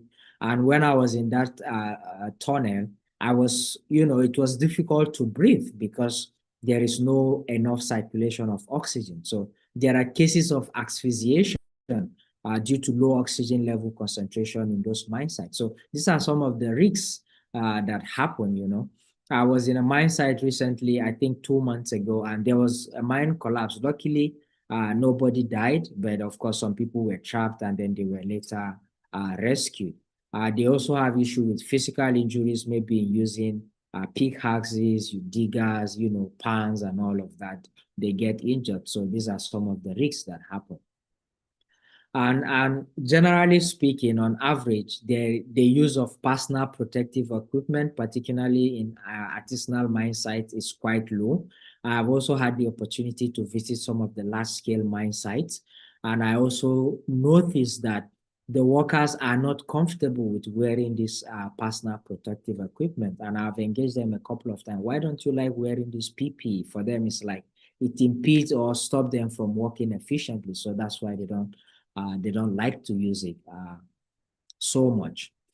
And then you also have a problem of workers suffering from extreme stress, respiratory illnesses. There are cases of miners just collapsing and dying, and it's been linked to high blood pressure. And also they have skin diseases depending on where they work. Some of these miners start working as early as 7 a.m. till maybe 6 or 5 p.m. Of course, they go for lunch or maybe take breaks, but the physical nature of the work is quite exhaustive.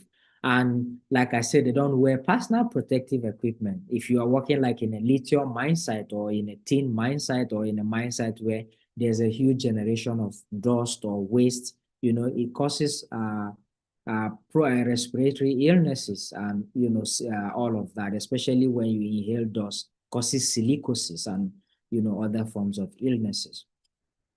And also, these miners are exposed to toxic chemicals, especially those who are working in gold mining sites. They have problem of maybe inhaling mercury when they use it to try and get extract the gold. We had cases of lead poisoning in Zamfara in 2010. It was as a result of miners digging the ore, taking it home, and this ore contains high concentration of lead, and a lot of children died.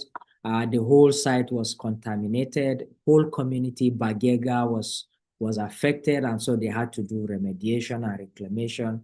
And I think Doctors Without Border had to step in and sort of like help. Recently in Plateau State, we had cases of carbon monoxide exposure where About 37 people were reportedly dead, and also others, admitted in a hospital. So these are some of the occupational risks that come with mining activities. And if you go to places like Plateau State, the old tin mine site, you will see that there are a lot of pits in Jos, some as more than 10 meters in depth, and these are open. So when you have children running around or playing around such vicinity, they just jump in those pits, and there are cases where they die.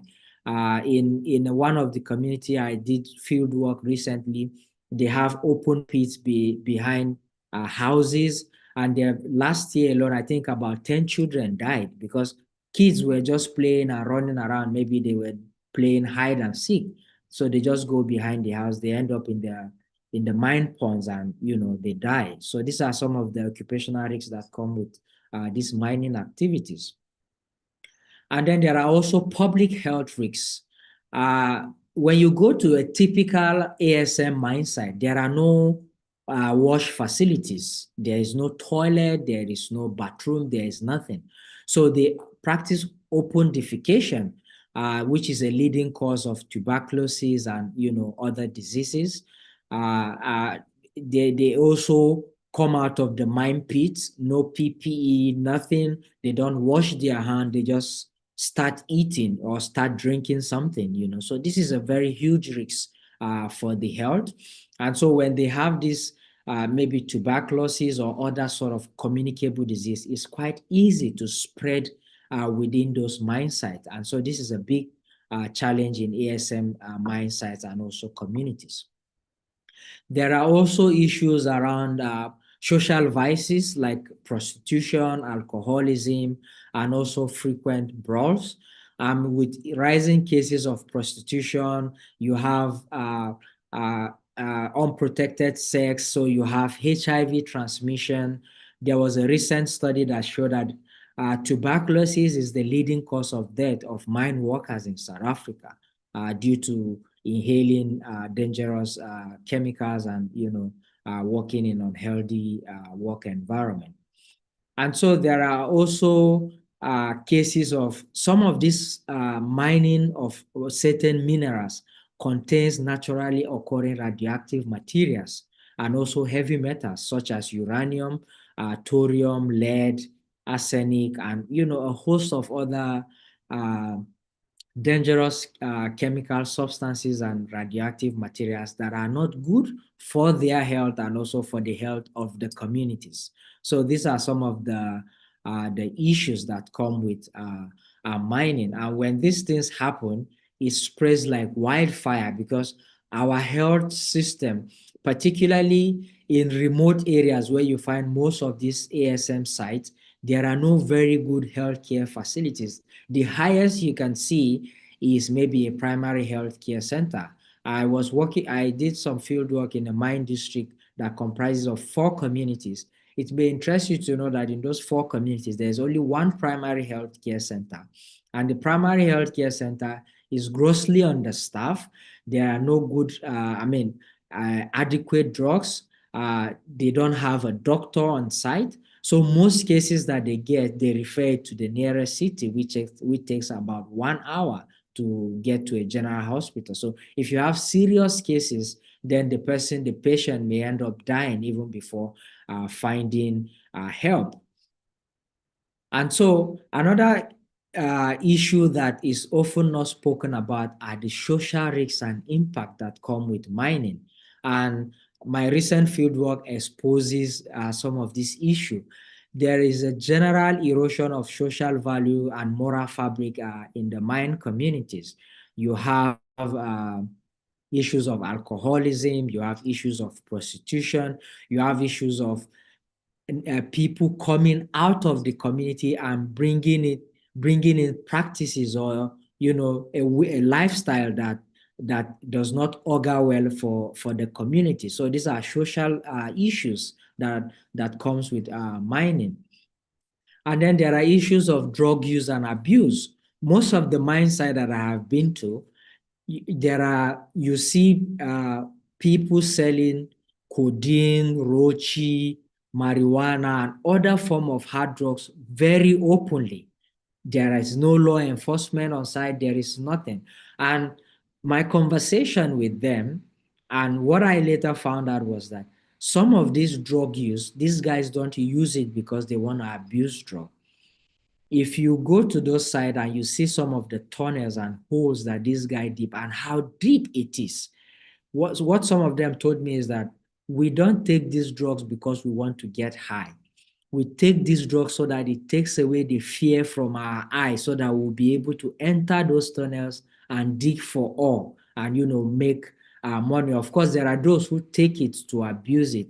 There are also those who take it because they want to have strength to be able to dig and, walk and all of that. So there are various reasons why you have issues around drug use and abuse in some of these mine sites. You also have a problem of children dropping out of school, and also there's an overall decline in school enrollment rate. It's a big issue. It's a big issue in mining community, particularly in places like Plateau and Nasarawa State. Communities around Jos where there's history of mining, you would notice that the level of education is not so high compared to communities that you don't have mining. And my field work recently also exposed that in the 4 communities in question, all of them have schools, but only one of the community has a functional school that you have students going there. But the problem is that only 5 students, I found 5 students in the school. So the level of enrollment is going down in public schools. However, there are parents who took their children out of public schools and transferred them to private school because from mining, they have money and they are able to afford to pay for a better education. There is also issue of increased insecurity. And like the first speaker said, mining is driving insecurity. And my research or my experience shows that this is true. You have rising cases of kidnapping in some of these mining communities. You have rising cases of armed robbery. You have rising cases of stealing and other social vices within these mining jurisdictions. But there is a very important issue. Mining is now competing with agricultural land, and this has serious food security implication. Most of the mining communities that I have been to in Nigeria, historically they are farmers, but with time and with the rise in the prices of minerals, they are now abandoning agriculture for mining. And now, if you go to those communities, the cost of food is very high, and they now buy food from outside into those communities. There are also cases where somebody would discover maybe there is gold or something in his farm. In the middle of the farming season, he will start digging for gold. He doesn't care about, oh, I have corn, I have maize, let me wait until I finish harvesting. No, they just prune down the crops and then they start digging for gold or whatever material they're able to find in those mine sites. And so this is a very big problem for food security and also for the mining communities in question. CG has touched on this last point, but what in the last couple of years, there's a huge influx of illegal Chinese miners who work in collusion with local and transnational actors, including criminal gangs, and this is driving insecurity. A recent paper from one of the think tanks based in Ghana shows that there's a rising case of insecurity with the influx of these Chinese miners. What they do is they come in and they work with local people. They get a license for artisanal and small-scale mining. But when you go to some of these sites, you will see that they are mining in a very large scale with machines. These guys work in forests, remote areas where there is no government presence. So sometimes finding them is quite difficult. And Dr. Malofashi made a very important point. We need to begin to use technology to track some of these issues. And part of the research that I'm doing here in Japan is we are using satellite image analysis to be able to map both the environmental impact of mining activities, both from large scale and small scale mining activities. And we are seeing that there are places that the government is not even aware that mining is taking place. And we could see from satellite image that there is a visible change in the vegetation and land use cover over the years. And so what are the conclusions we can draw here? In Nigeria as it is, mining presents a complex mix of both economic gains and deep environmental, occupational health, and social issues. The gains in terms of economic, they are quick, they are immediate, people can see it, especially artisanal miners. They can mine 1 week and sell and get money, solve their problem, life goes on. But the long-term implication are huge in terms of the environmental degradation, their health issues, and also the erosion of social value. It takes time before these things can be solved. And so it is difficult to draw a direct parallel between the positive gains in terms of the economics and, reduction of poverty and all of that, and also the negative impact in terms of the environment and also the social issue. But one thing is clear, both in artisanal and large-scale mining in Nigeria, there is a general agreement that the working conditions are poor, the environment is being degraded, children are dropping out of school, especially in artisanal mining communities. There is also a rise in social vices, youth restiveness, and also environmental degradation. And the reason for this is that government policies are weak, and in most cases, in the case of artisanal and small-scale mining, some of these policies are not even existent.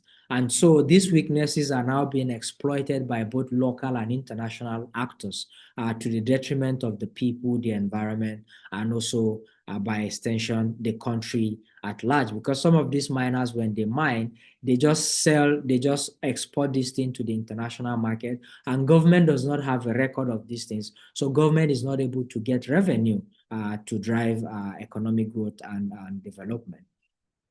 So the big question now is, where do we go from here? How do we proceed as a nation? What do we need to do? Like previous speakers have said, we have the laws, we have the frameworks, we have everything, but then we need to improve oversight and compliance. If you go to the mining cadastral office, sometimes they don't even know some of the things that are happening in the field, unless you tell them. If you go to the Ministry of Environment, the EIA department, there are some companies that are already operating in Nigeria, they are mining, but they do not have an environmental impact assessment report or study that has been carried out. So we need to improve oversight and compliance. We also need to raise public awareness. Somebody talked about education, communicating government policies and what needs to be done, and also bringing to fore some of these issues so that the public is aware and they can easily report. We also need to empower communities, particularly mining communities.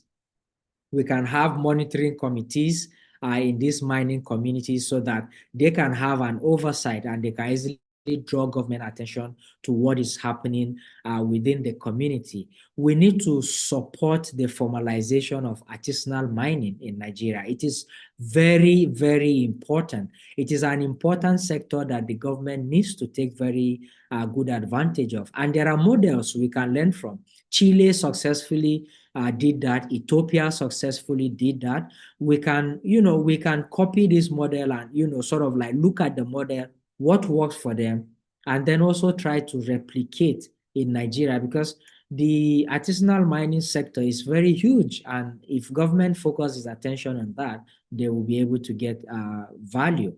We also need to engage locally and internationally, particularly the issue of Chinese illegal miners coming into the country and, mining with huge consequence. We need to engage the Chinese embassy.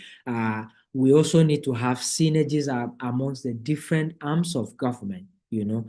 From what I understand and from also research that has been carried out, most of these Chinese guys come in illegally through the borders, and when they they enter Nigeria, they now find ways to get work permits. And of course, for them to get these things, they have to go to the immigration. They need to, work with people within Nigeria to do these things. So the Nigeria Immigration Service has an important role to play. The Department of State Security Service has an important role to play. The mining marshals by the Nigeria Security and Civil Defense Corps has an important role to play. And also the police and all agencies of government have important roles to play. We need to be able to work together. I'll give a quick example. CG said there was a time I went to a gold mine site in Niger State. I was a field officer, and we found out that the company operating in that gold site was operating illegally. That license does not belong to them. And so we went there with some officials from the Mining Cadastral Office and the Ministry of Mines and Steel Development, as it were, back in the days. And we were trying to tell these guys that what you guys are doing is illegal, you need to leave and all of that. But it will surprise you that the people who were fighting us, that we came to enforce the illegality that is going on, the people who were actually fighting us were actually security men. They were Nigerian security personnel. They were like, we cannot just come and take food away from their mouth. Apparently, the Chinese guys pay them well. They give them daily allowances and all of that. And they were posted from their command to that place. So there's a huge overlap between the different agencies of government. And for us to get it right as a nation, we have to be able to work together to deliver value for our people and also for our nation. I'd like to conclude my presentation by just to tell Dr. Malum Fashi that as of last year, the Nigerian mining sector moved from contributing less than 1% to the nation's GDP to, I think, about 4.6%, if I remember correctly, according to the Minister of Mines and Solid Minerals Development, Dele Alake. So at least we are seeing improvement. The mining sector is making a huge contribution. And I would like to also talk about the fact that there are challenges with these issues of community development agreement. And I say this from a point of experience. There was a project where the community development agreement was written between the company and the local government chairman. The community didn't have any input. It was what the chairman wanted that he did and all of that. So we still have a lot of gaps and we have a lot of issues. And I believe personally from my experience that if we want to sort the problem of community development agreement, we need to be able to involve the states and the local government. Because everything, of course, mining is in the exclusive list. But if a company wants to mine in a particular community, before the community will give it consent, the community should inform the State Ministry of Environment. And then the State Ministry of Environment should now work with the local government together with the mining community to engage with the company. So that it's not like now what the mining companies do, they just go to the community and obtain consent and then go to the MCO and get a mining license. Some of them even buy it. There are cases of fabrication of community consent. So there has to be involvement of subnational and also local government for us to be able to solve some of the problems that bedevils the Nigerian mining sector at the moment. Thank you very much. Back to you, sir. Thank you so much. Thank you so much, Dr. Mohammed. I know Japan is far ahead. It's already around 8 o'clock in your place. And yes, probably you are fasting. I don't know, they have broken your fast. Thank you for this sacrifice all this time. And I think it's this presentation you made has already joined with the presentation made earlier by our colleague, Malim Pashi. But before I comment, let me allow questions and then comments from you so that you allow the doctor to go and have a little rest because he's already 9 hours ahead of us, I think. Am I correct? Yeah. Yes. Thank you. Can we take questions from you people from his presentation? Is everybody here?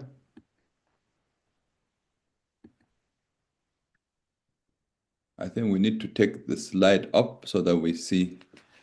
Doctor, I think you can take the slides later. You know Okay. what I will ask. Yes. Okay. Yes. Good.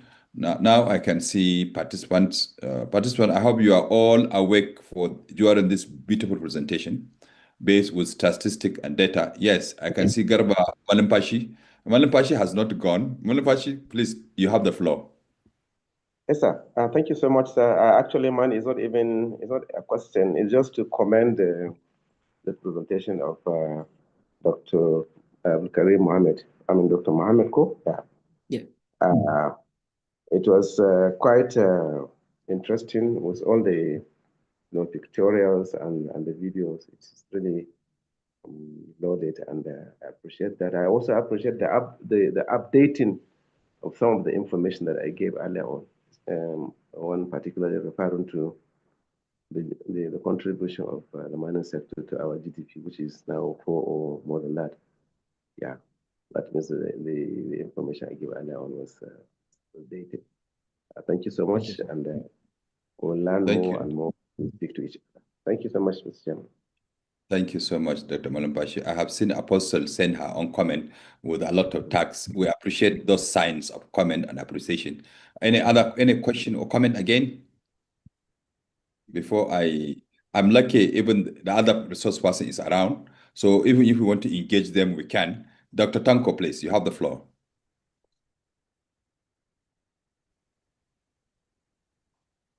Dr. Tanko, you have the floor, please.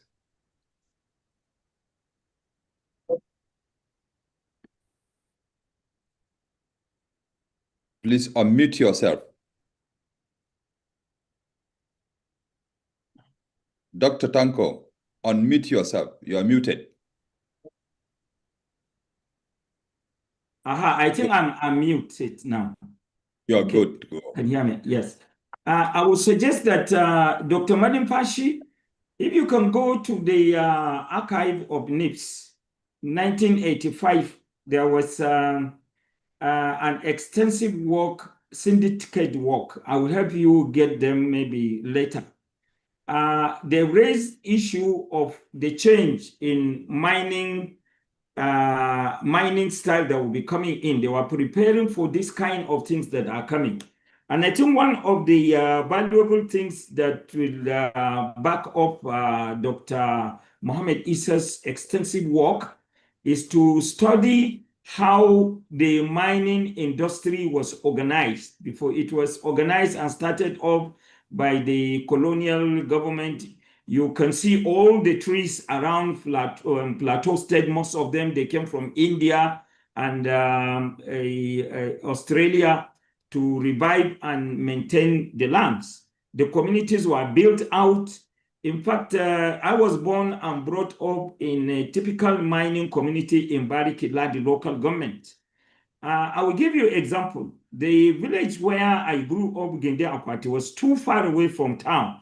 So the mining industry brought in a veterinary doctor to run the company's farm.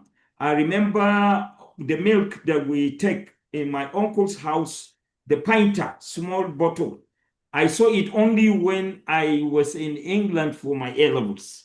So there are a lot of things, well advanced way of managing mining communities, but the government has to dust off these things and maybe upgrade them and then apply them to the existing laws that are available. In NIPS, we have some of these things, and I think Dr. Malampashi, when he looks it up there, and if you want my assistant, I can easily get this report out for you. Thank you very much. Thank you, Dr. Tanko. Please assist, look at documents because we are very good in producing documents. Like UN, a document is produced, it is in the drawer, it is done. So let's bring this document that is in the drawer or in the shelf so that we can make it practical life. And I call on Peace Building Council and the foundation to start giving back to government again, we find a way how to engage government and share this recommendation, because we had a very good discussion. Any other comments so that we can interact more with the presenter? Any other comment or question? Yes, can I ask a question? That is Malam Pasha again? No, Abdul Karim. Abdul Karim, you have Abdul Karim, yes. All right, thank you. I would like to thank Dr. Mohammed for his incisive presentation. And he has raised up an issue that was first raised by Dr. Malumfashi, and that is the issue of corruption. He has given a very good example of this community development agreement that was packaged and presented for use without inputs from either the Ministry of Environment or the local community that is hosting the mining activity. And I think with a strategic communication strategy approach, these are some of the issues that are incorporated in a strategic communication that can be able to cascade to the community level so that they will understand and appreciate the enormity of any given situation so that they can be able to curtail some of the challenges that may arise therefrom.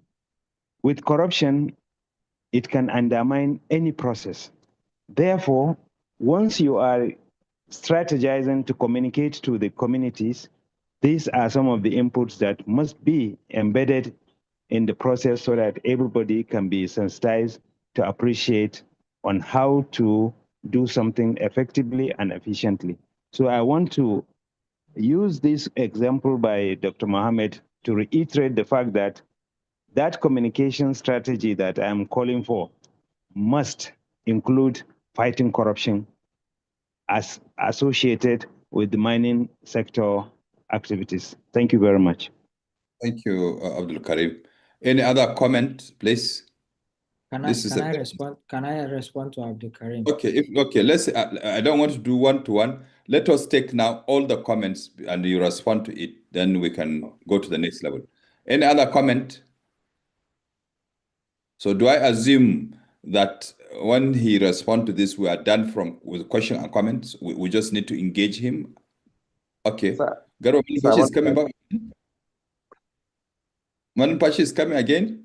No, sir, just to say thank you so much to Dr. Tanku Ahmed for his intervention, and I will definitely check our archives at NIPS here and dig out, and I will share the information with PBDC, anything, so that other members of the other participants here will also benefit from whatever document that we are able to get out of it. Thank you so much. I appreciate it. Thank you. Any other comment? Now let me allow Dr. Mohammed to answer this question. Okay, thank you, Abdul, for pointing out the issue of corruption and how it is important that we get our community development agreement right. I think one issue that we need to look ourselves in the face and tell each other the truth is the fact that we have a leadership recruitment process. Because I say that because from my experience, what these Chinese, because most of the players in the Nigerian mining landscape now are Chinese. These guys come with money and then they bribe their way anywhere, whether it is at the federal, state, or even local level.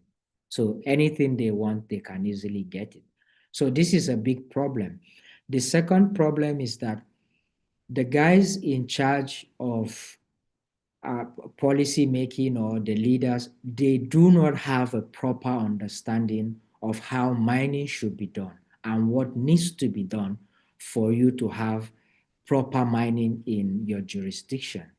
So these guys, perhaps they don't know what mining entails, but that he's the local government chairman or he's the commissioner for environment or he's sitting somewhere. And then there's a discovery of lithium or tin or columbite or whatever, and then money starts flying. He just takes money and whatever the company wants, they get it, So apart from the example I talked about, the community development, I have reviewed EIAs for projects, and I've written reports to say this EIA is not comprehensive. the mitigation measures are not far-reaching. They are not going to protect the people and the environment. The community development agreement is not good. The corporate social responsibility is not living up to expectation. This needs to be reviewed. It needs to be done. But guess what? I submit my report. 1 or 2 weeks later, you hear that the company is in business. It has been commissioned. So we have a lot of issues that we need to deal with. We have a lot of issues that we need to tackle, and so it has to be a whole system approach, from the federal level to the state to the local government, and everyone has to be involved. The Ministry of Mines and Steel Development, the Ministry of Environment, because they are the ones that oversee environmental impact assessment, the guys who oversee community development agreements, the State Ministry of Environment. In fact, the Nigerian Minerals and Mining Act recommends that every state should have a MIREMCO, which is the committee that oversees mining. Most of the states do not have a MIREMCO setup. So you don't have proper oversight of the mining sector at the state level. So there are quite a number of issues. There are a number of gaps. If you go to the Ministry of Mines and Steel today and ask them, I want to know, I need data on the amount of lithium or tin produced in Plateau State, they cannot give you that data.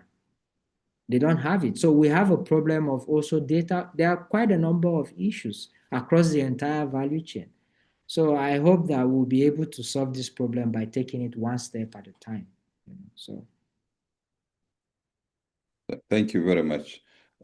If there are no other questions, I would like to engage even the two, since I'm lucky Manufashi is still around.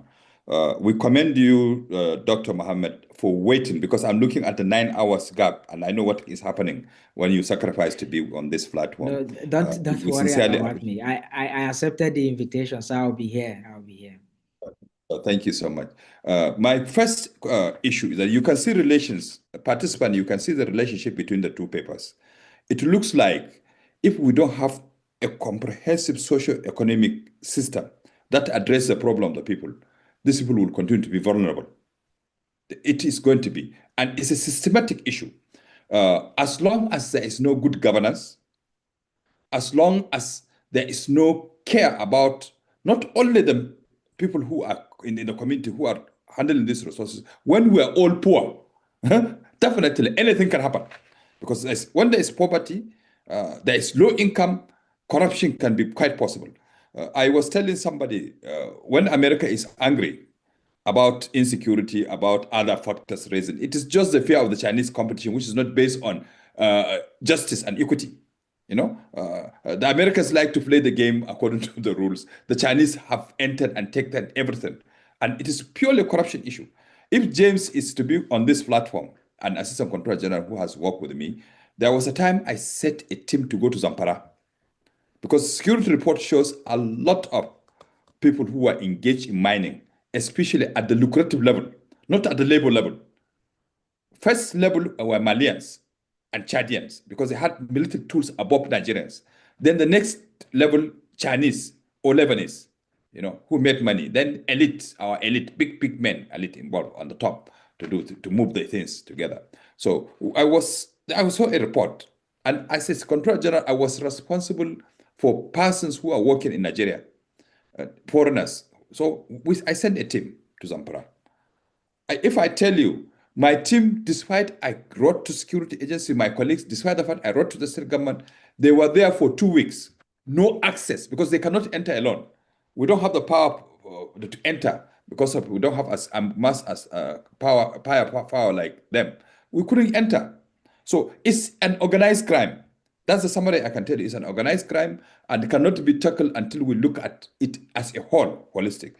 I think this is key recommendation we can give. As long as there is corruption, nothing works. Abdul Karim said so. So we need to fight that so that we can improve. Second comment you made is very good, Dr. Mohammed, for separating this system, the official, well-established companies and the artisanal and small-scale industries. I never knew that they are up to 70% in business, but they only have 24% license.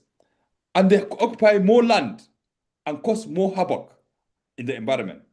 And this environmental impact also affects the economy. It affects health. It affects everything in us. Education, I can see it affects everything. So please let me ask the two of you, the resource person, who is benefiting from the chaos? Because it looks like this at artisanal and small scale industries operate under chaotic condition.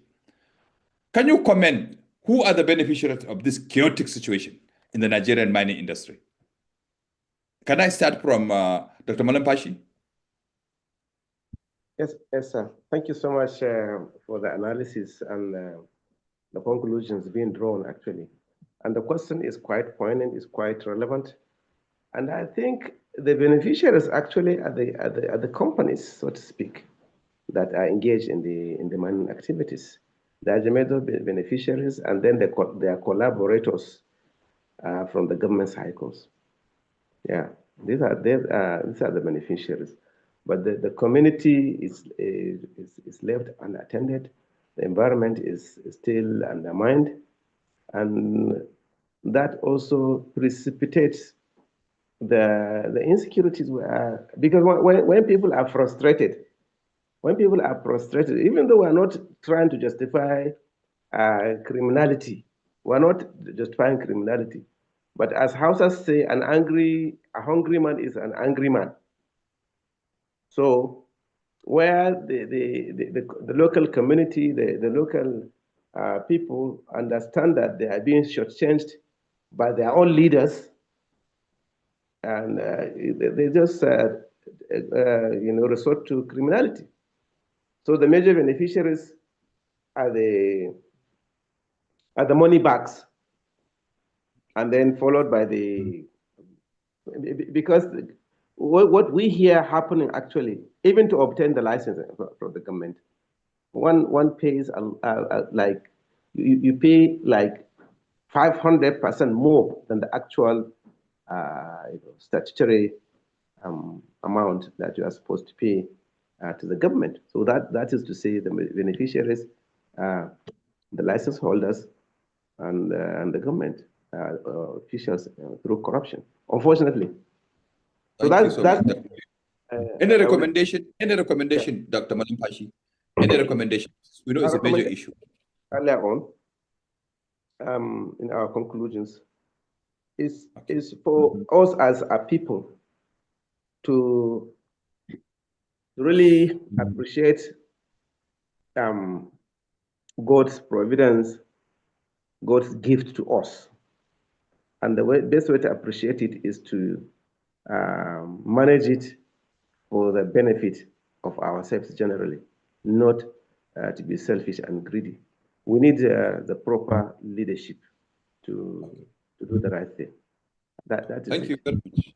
Thank you. Let me take Dr. Mohammed, because look, this artisanal and small scale, I'm not against them, but I think it is more complicated from their side. The impact it is given is serious. The land space they are occupying is high.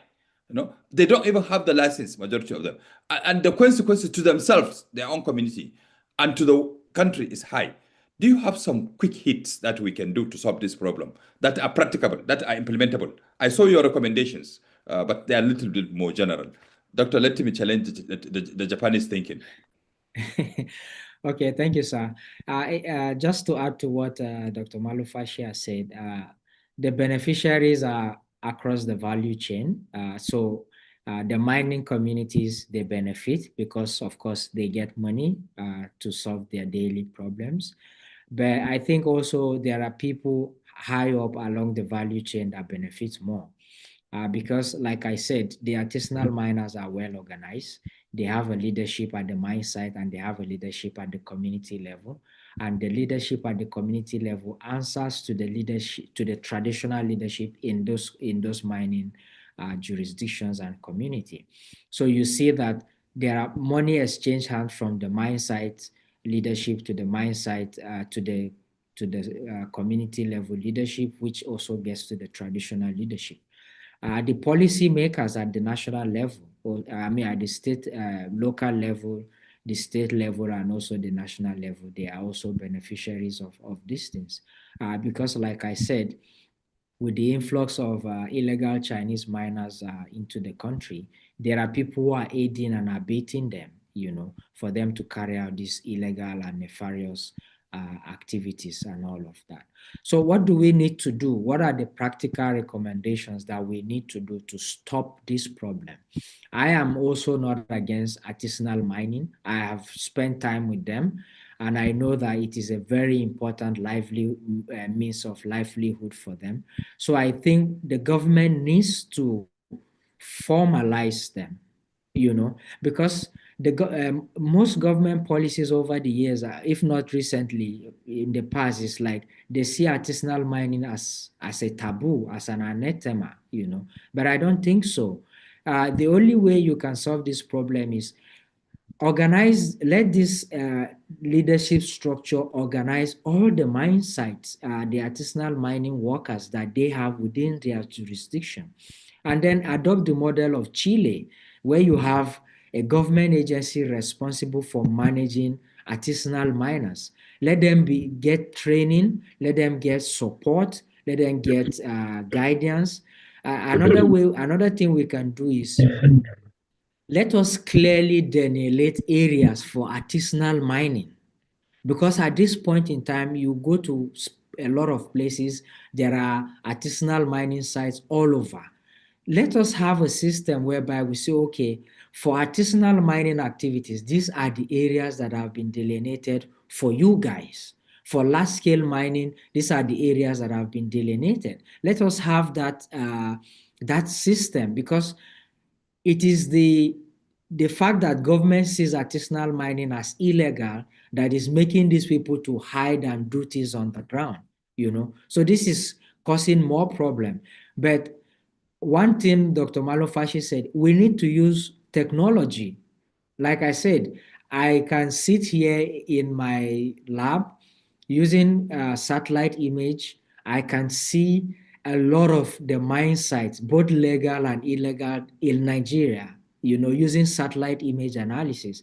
And I can track the trend of mining over the years, maybe in the last 10, 20, or 30 years, depending on the availability of data on Sentinel or Google Earth and all of that. So we need to use smart technology to be able to do these things. But I think we need to also train our policy makers.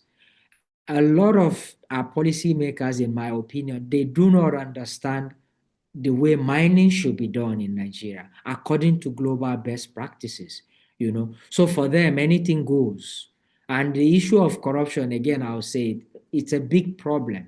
So we need to be able to tackle some of these issues. And for me, I believe these are the quick wins that we can be able to start from. Thank you. I think time well spent. If I have the opportunity without disturbing you, because time has already been spent, the two resource person, including the minister, junior minister of mines, who has submitted his paper but we couldn't read it, have contributed something great for Nigeria. But as I said always, it's not enough to talk, but to make things workable. And I hope Peace Building Development Foundation can find a way, as also I'm part of that leadership, to see that we present these issues to government in a way that probably we can contribute. Even if one step is taken, I think it will have contributed to something. I can see that there is a need for legislative review and policy review. There is need, because it's old. You cannot bring an old tool to solve a problem on the 20th, this century. We need to review it. We need to have a regulation. We need to have big strategy to handle this artisanal and small scale. Believe me, that's the greatest benefit I have got. Look, they are very important. We should not just fight them, but we should regulate them. We should give them protection. They will pay tax if they are regulated. We'll give them facilities. This will be fine. And this will give us good insight on what to do with the new sites coming. Because there are a lot of areas also not touched for mineral resources in Nigeria. And if we are not careful, the mistakes will be repeated.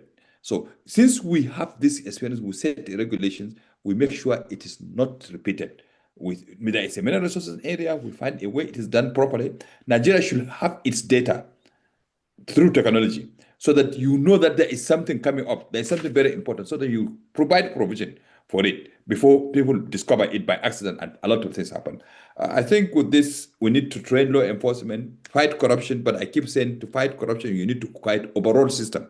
Otherwise, if there is somebody who has paid a lot of money through corrupt system, he will also get his money back through underground work. So the way it comes is the way it goes. I'd like to thank you for this presentation, and I would like to call our own host, Kayode. Are you there? Yes, Mr. Chair. Thank you so much, sir. So you can come in so that we can do the right thing to give vote of thanks and clear this meeting. Okay. Thank you, sir. Well, this is usually difficult after the chairman. I really can't say much, but to thank everyone that participated in this lecture series. I know we will have to find a part two. We tried to get people from the ministry to join us. We didn't get a response on time. Since our letters went out, we couldn't wait for them.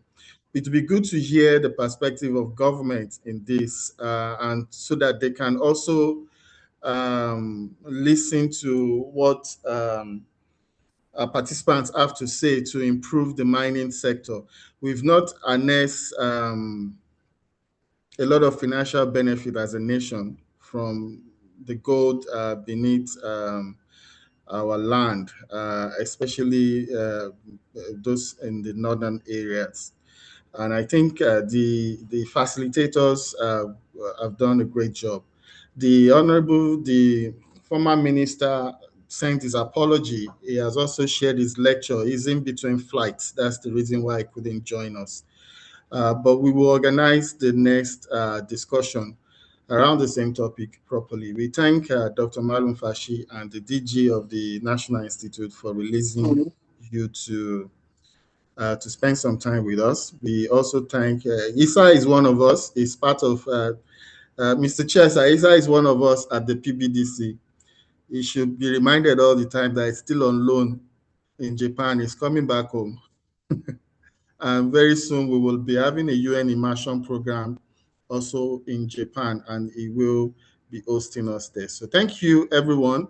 I also want to use this platform to advertise that we have another online program on Friday. We are looking at the US-Iran war crisis. Sorry, let me let me be clear. So US-Iran crisis, and we hope it will not turn to something that will be a full-fledged war. We have a resource person. We are expecting Chidi Odinkalu, Isaac Albert, Anthony Killer, and the FMOB from the Nigerian Institute of International Affairs. We have some diplomats also that will be joining us in the discussion group. That will be on Friday, 10 o'clock. We will share the link with all of you, and we hope to see you. Finally, I want to thank our chairman, who has been very gracious to us and who has given us a lot of privilege. We've learned a lot from your leadership. We thank you for moderating and also for helping us throughout. So on behalf of the Peace Building Development Foundation and the Peace Building Development Consult, I want to thank everyone for joining us. Thank you and bye-bye. Thank you. Bye. Enjoy. Bye. Bye. Bye. Everybody. Thank you. Bye. Thank you. Bye.